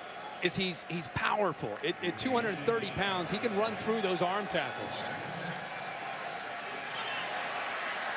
Catch made by Stanford, who's forced out. Tyler Hunter on the tackle. Yeah, his nickname is Rolls Royce, but he really runs more like an SUV than a luxury sedan, doesn't he? No doubt about that. And how about Mariota just in such rhythm? Terrence Smith tried to sneak in a blitz on that play. And as soon as he blitzed, just a quick, simple little throw to the outside. The Bayless, no problem. Recognized it, executed it. 3rd and 3. Mariota now pressured, backpedaling. Stays alive, fires over the middle, complete for a first down. Carrington down inside the 35. And you see Mariota's elusiveness paying off. Yes, that's all about spacing. You had one receiver go vertical to take the inside linebacker out. You have one receiver out in the flat. It opens up a huge void right in the middle, and Mariota finds it. Now Freeman taking the handoff. All the Knowles defenders notice on tape, Kirk, how dangerous he is because he keeps looking downfield even when he's scrambling. Yeah, you have a receiver go here, you have a receiver here, then you have another receiver that kind of holds up right here, and that's really what he's looking at doing, trying to take advantage of that spacing. Guy clears out. Look at the opening in the middle of that. The patience, eyes downfield, and makes the throw. It's Tyner in the game, and he's got the football. Thomas Tyner running through a tackle inside the 20, hauled down inside the 10. Back healthy after missing the last 3 with a shoulder injury and making it an impact. Well, this is amazing to see the combination of Freeman and now Tyner healthy. Look at him run. He runs right through Tyler Hunter coming up in run support. Bucks playing quickly on 1st and goal. Tyner so eager to help Freeman out, make an impact in this game after missing the stretch run. Still in the game. They fake it to him. Mariota fires far side. Marshall hammers down near the goal line. Ramsey prevented a touchdown, but the Ducks are close. You got to get off blocks on the perimeter. That time you saw Stanford make a great block. It almost allowed Marshall to get into the end zone, but those corners out there against those receivers, it's a one-on-one battle, not just defending the pass, but being physical to get off those blocks. They flip it on short. Knocked out of bounds just short of the goal line is Marshall again. Knowles did a good job reacting there. That hurry up that time, the Knowles only had 2 defenders out there. There are 3 receivers to the top, only 2 defenders. Another quick play. And waltzing into the end zone is Tyner to finish off this touchdown drive. And Oregon stretches the lead to double digits. Not only do you have a Florida State defense giving up points, you have a Florida State defense right now that is confused. They're frustrated because they can't get lined up fast enough in order to try to give themselves a chance. It's stopping the execution that's in warp speed right now for Mariota and the Ducks. How could anyone get lined up fast enough when they're playing at that tempo? Schneider. This time they don't try any trickery, the straightforward PAT. And he knocks it through. And for the 4th time this season, the Seminoles are down double digits with halftime approaching. Chris, look up to the left. This is the touchdown. The previous play, they didn't even have anybody up there to stop the play. They were fortunate that the previous play didn't get in the end zone, but you can see Florida State read their body language. They're giving up points, and they're getting frustrated.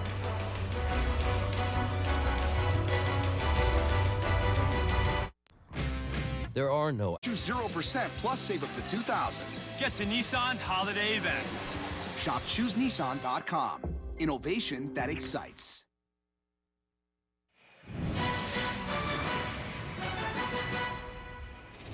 First college football playoff semifinal at the Rose Bowl, presented by Northwestern Mutual, with aerial coverage brought to you by DirecTV. If you call yourself a sports fan, you got to get DirecTV.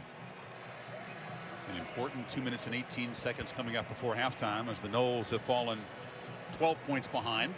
Mariota on that last drive, 6 of 6, had a 12-yard run, and more importantly, as this game goes on more and more, just in complete command of running that tempo offense and making the reads against the Noles, who have had 3 weeks to get ready.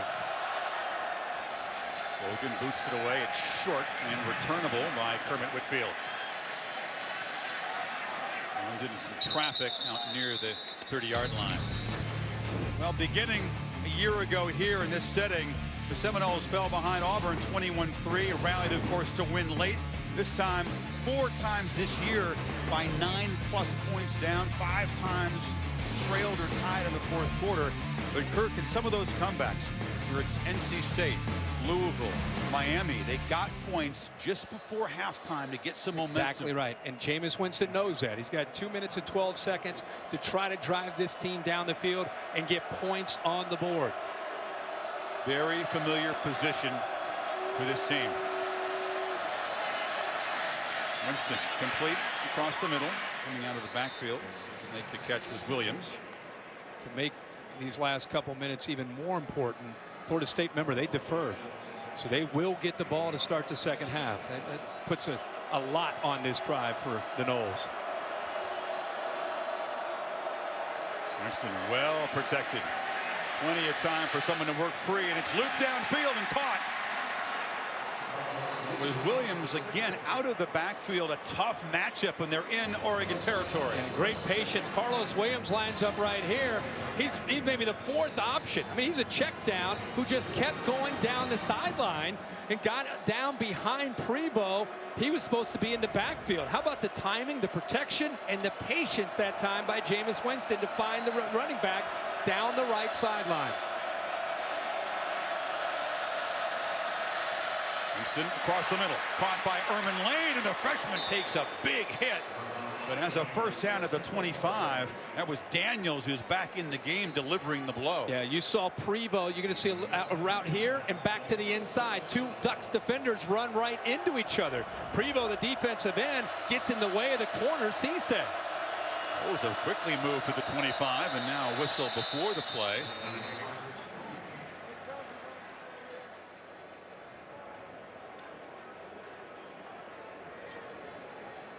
They just play so well, Kirk, when they feel urgency. Yet Lane, who made the catch and then took the blow, back down on the field. But when they feel...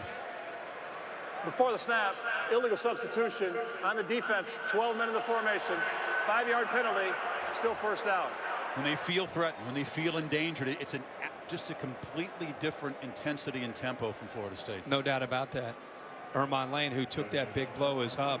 And like I said earlier, it's really hard to describe it, but it's just a flip of the switch. The previous play on that nice slant that they executed took a big hit that time by Reggie Daniels. Then another one from Cisse, and he said, hey, enough's enough. I'm going to take a little breather.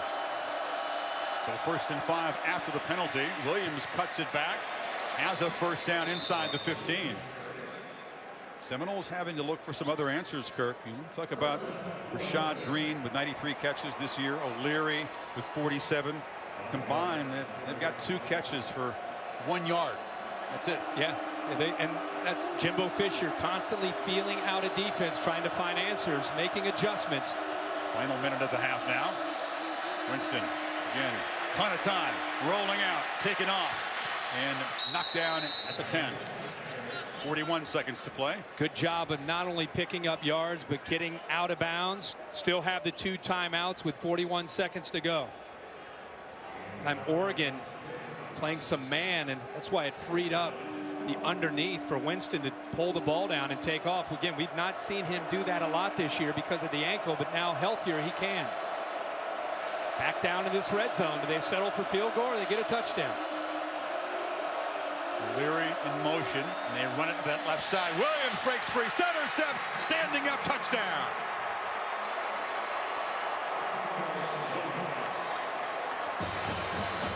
Noles find the end zone for the first time, and this pattern repeats of getting points before halftime.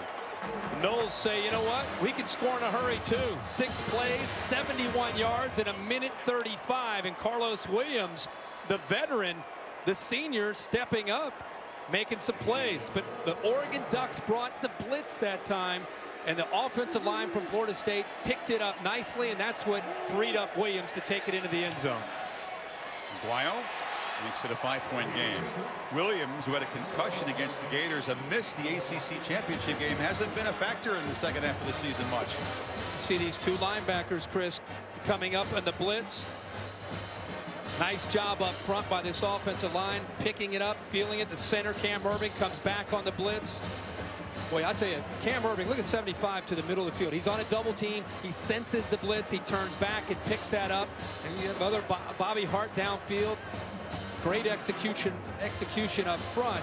Made it pretty easy for Carlos Williams to get into the end zone. Sure was. That is a running lane to walk. No doubt. Williams gets the credit, but really it was the line and the execution. See what Helfrich elects to do with the final 36 seconds. Ducks do have 3 timeouts. Remember, they're not the best in field goal kicking, so. You're right. They have to go a long way to get in range unless they can set it up with a return here. Yep. You pointed out the Noles will get the football to begin this second half. That was huge. They don't panic. You know, they get down, and they've done it all year. I don't know, it's almost like it's more of a comfort zone for them. Seems like they react much better collectively when they get down. Touchback. So Mariota with 36 seconds to work with. Marcus 17 of 24. Hasn't yet thrown a touchdown pass. In fact, both these quarterbacks who have a touchdown pass in all of their career starts haven't found the end zone yet. No, not yet. And Mariota also has run the football about 39 yards so far on the ground. Jameis Winston, a quiet night, but it's early. He usually turns into a different man when he comes back after halftime. So we'll see if he's able to make some adjustments with Jimbo Fisher to try to free up Rashad Green and Nick O'Leary, who haven't been much of a factor at all in this game in the first half. Freeman just takes the handoff and spins back. We'll see if the Ducks just let the time run out. We'll stop the clock. The Ducks do spend one here. Both teams showing excellent offensive balance in the first half. Good run pass mix, but Kirk, it's been some points left on the field, really mostly by Florida State in this first half. That's why they're behind. Yeah, I mean, they've had opportunities, and we knew that that would be a big storyline in this game, is when they got inside that 20, would they be able to execute and come away with touchdowns, and they've not been able to. And the big story is going to be Charles Kelly. He has the unenviable job of being the defensive coordinator, trying to stop Marcus Mariota, and he's going to have to get on the grease board and make a lot of changes. Maybe streamline their plan, make it simpler so these guys can get lined up. If you can't get lined up, obviously it's hard to stop Mariota and the tempo that these guys run so well. Charles Kelly and Don Pelham, his counterpart, each in their first year as defensive coordinator. They have experience at the schools, but it's their first year on the hot seat. DC. No doubt. Mariota flips it short. This is Carrington who makes the catch and does scoot out of bounds with 23 seconds to go, and a flag comes down on the far side.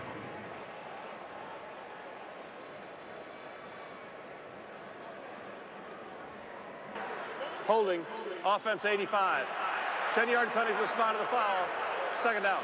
They got Stanford, the receiver, blocking, and will negate the gain and perhaps change the mindset of Helfrich here with 23 seconds to go. Well, they got all the way up to the 45-yard line, and with still a couple timeouts and with the way they're executing, you never know what they might have thought, but it does push them back to their own 30.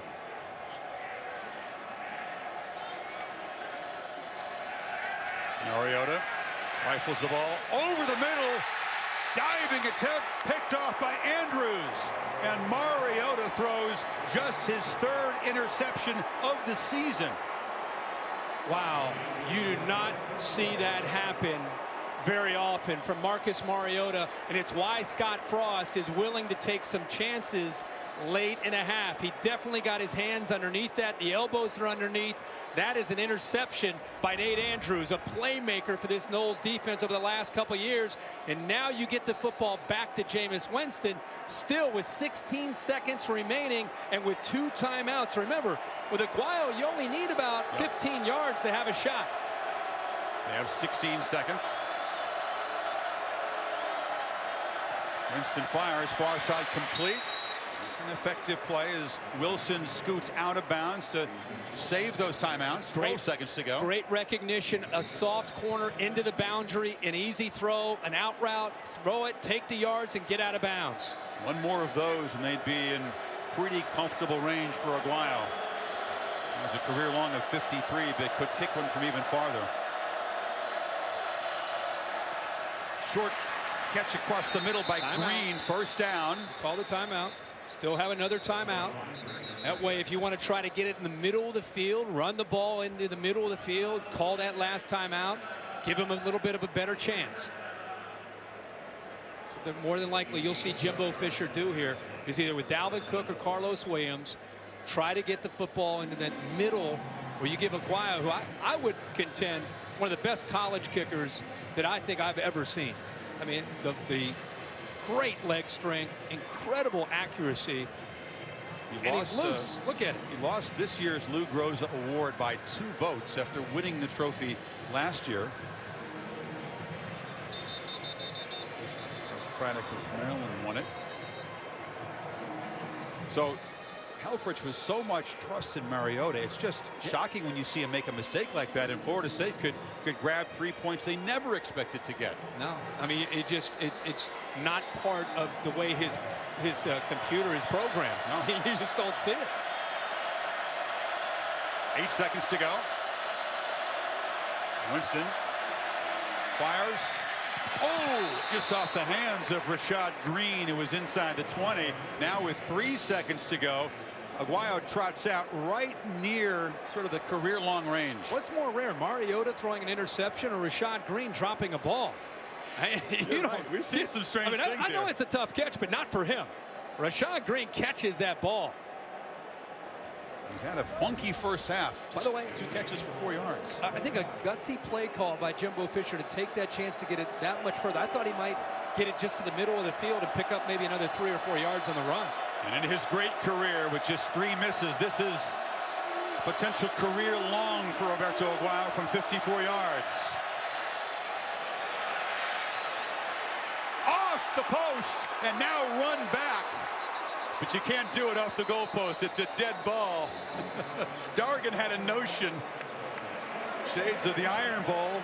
And Aguayo, by a narrow margin, missing for just the 4th time in his career. And Mariota's interception does not cost the Ducks, who lead by 5 at halftime. AT&T brings this inside the headset now.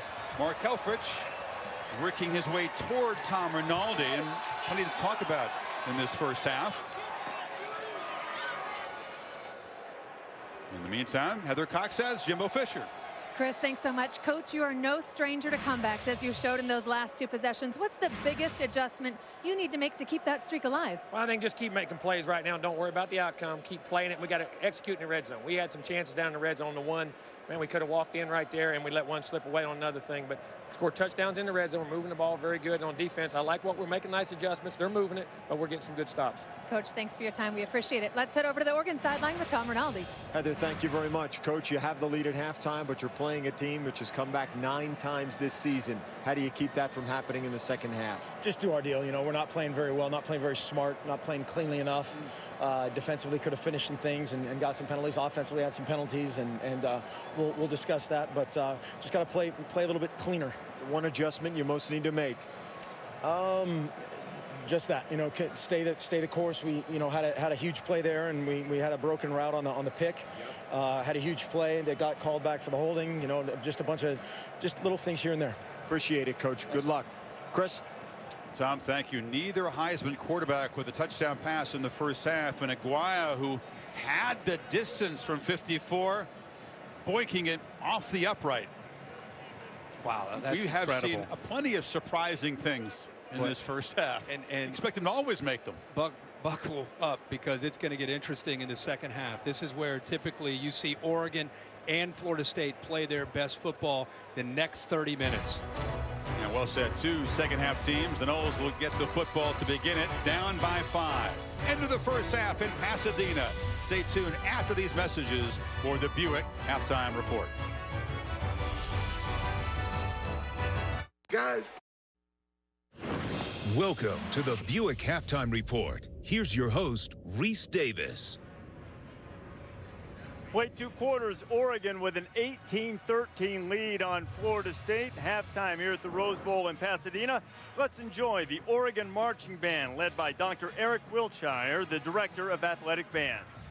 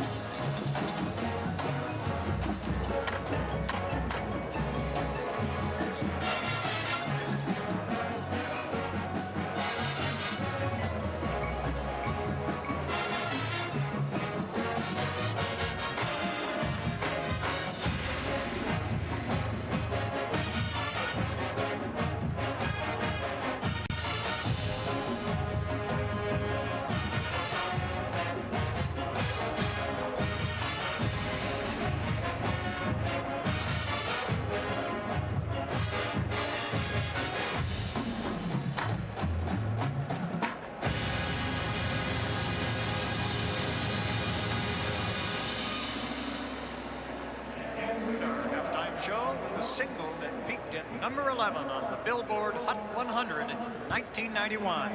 Couple days off.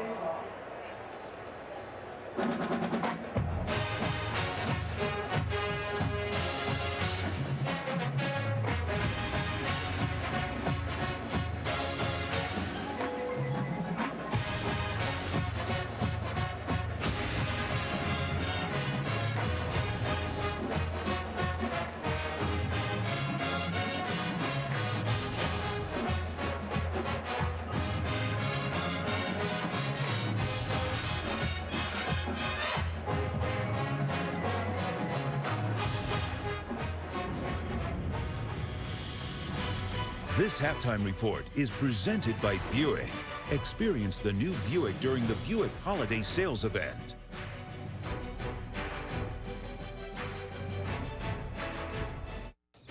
Welcome back to the Buick Halftime Report.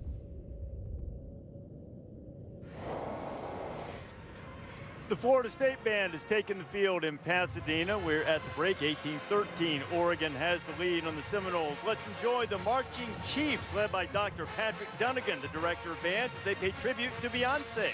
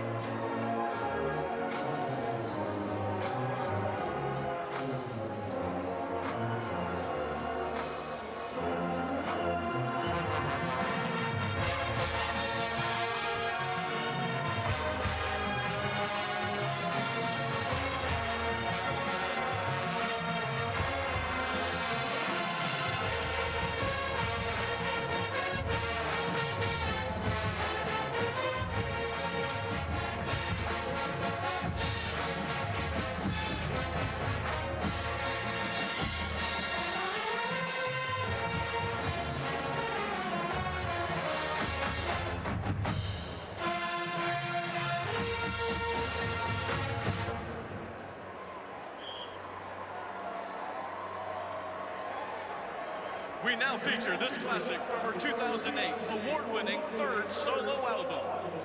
The video, it's just as famous as the song itself. Ladies and gentlemen, this is Single Ladies.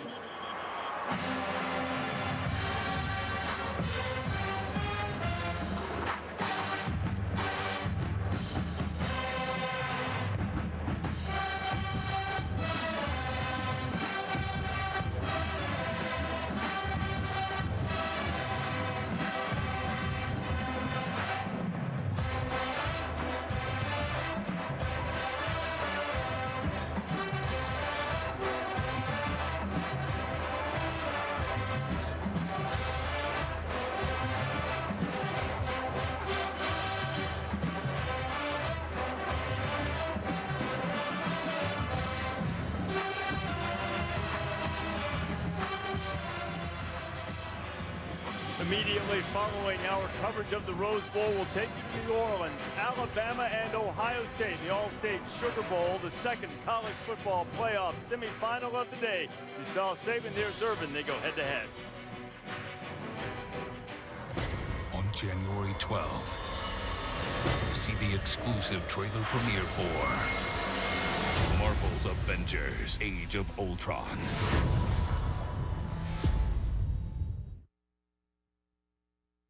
It's the Buick. Sir.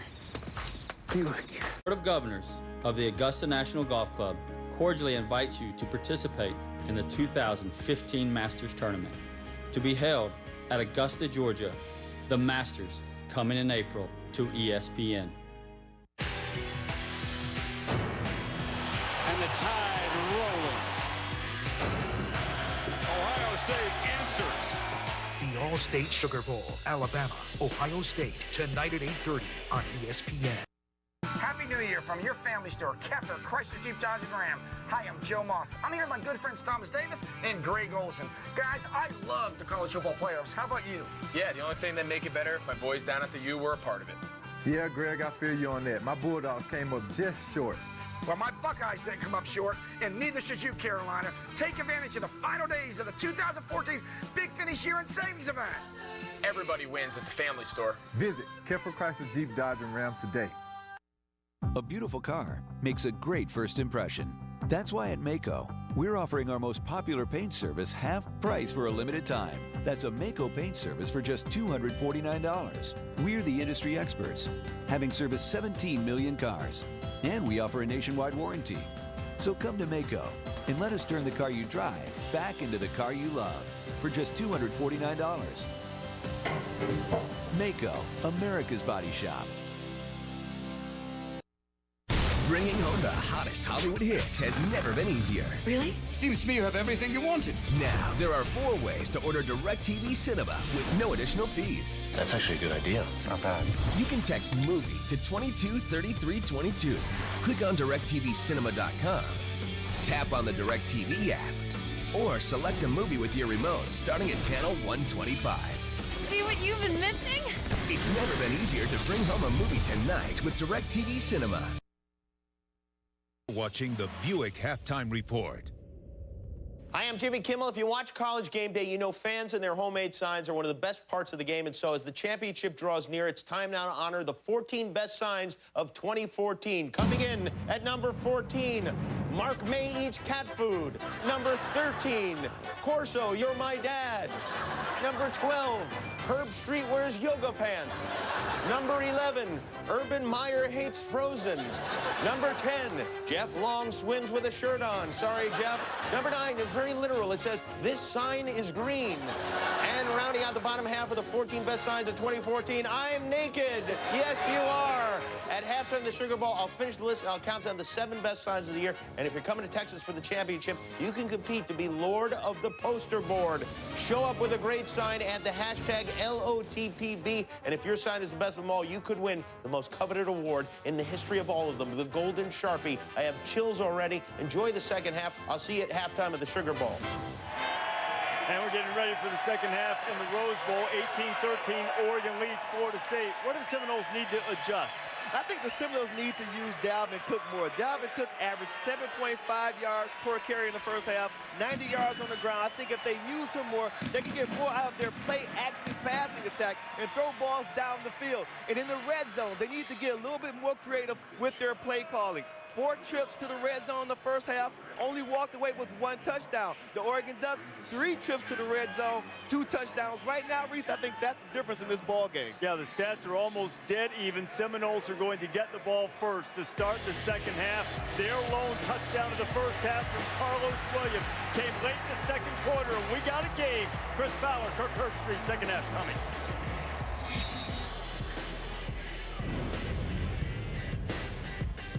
This halftime report is presented by Buick. Experience the new Buick during the Buick Holiday Sales Event. Looks like the Garcia's got a new car. What'd they get? I don't know.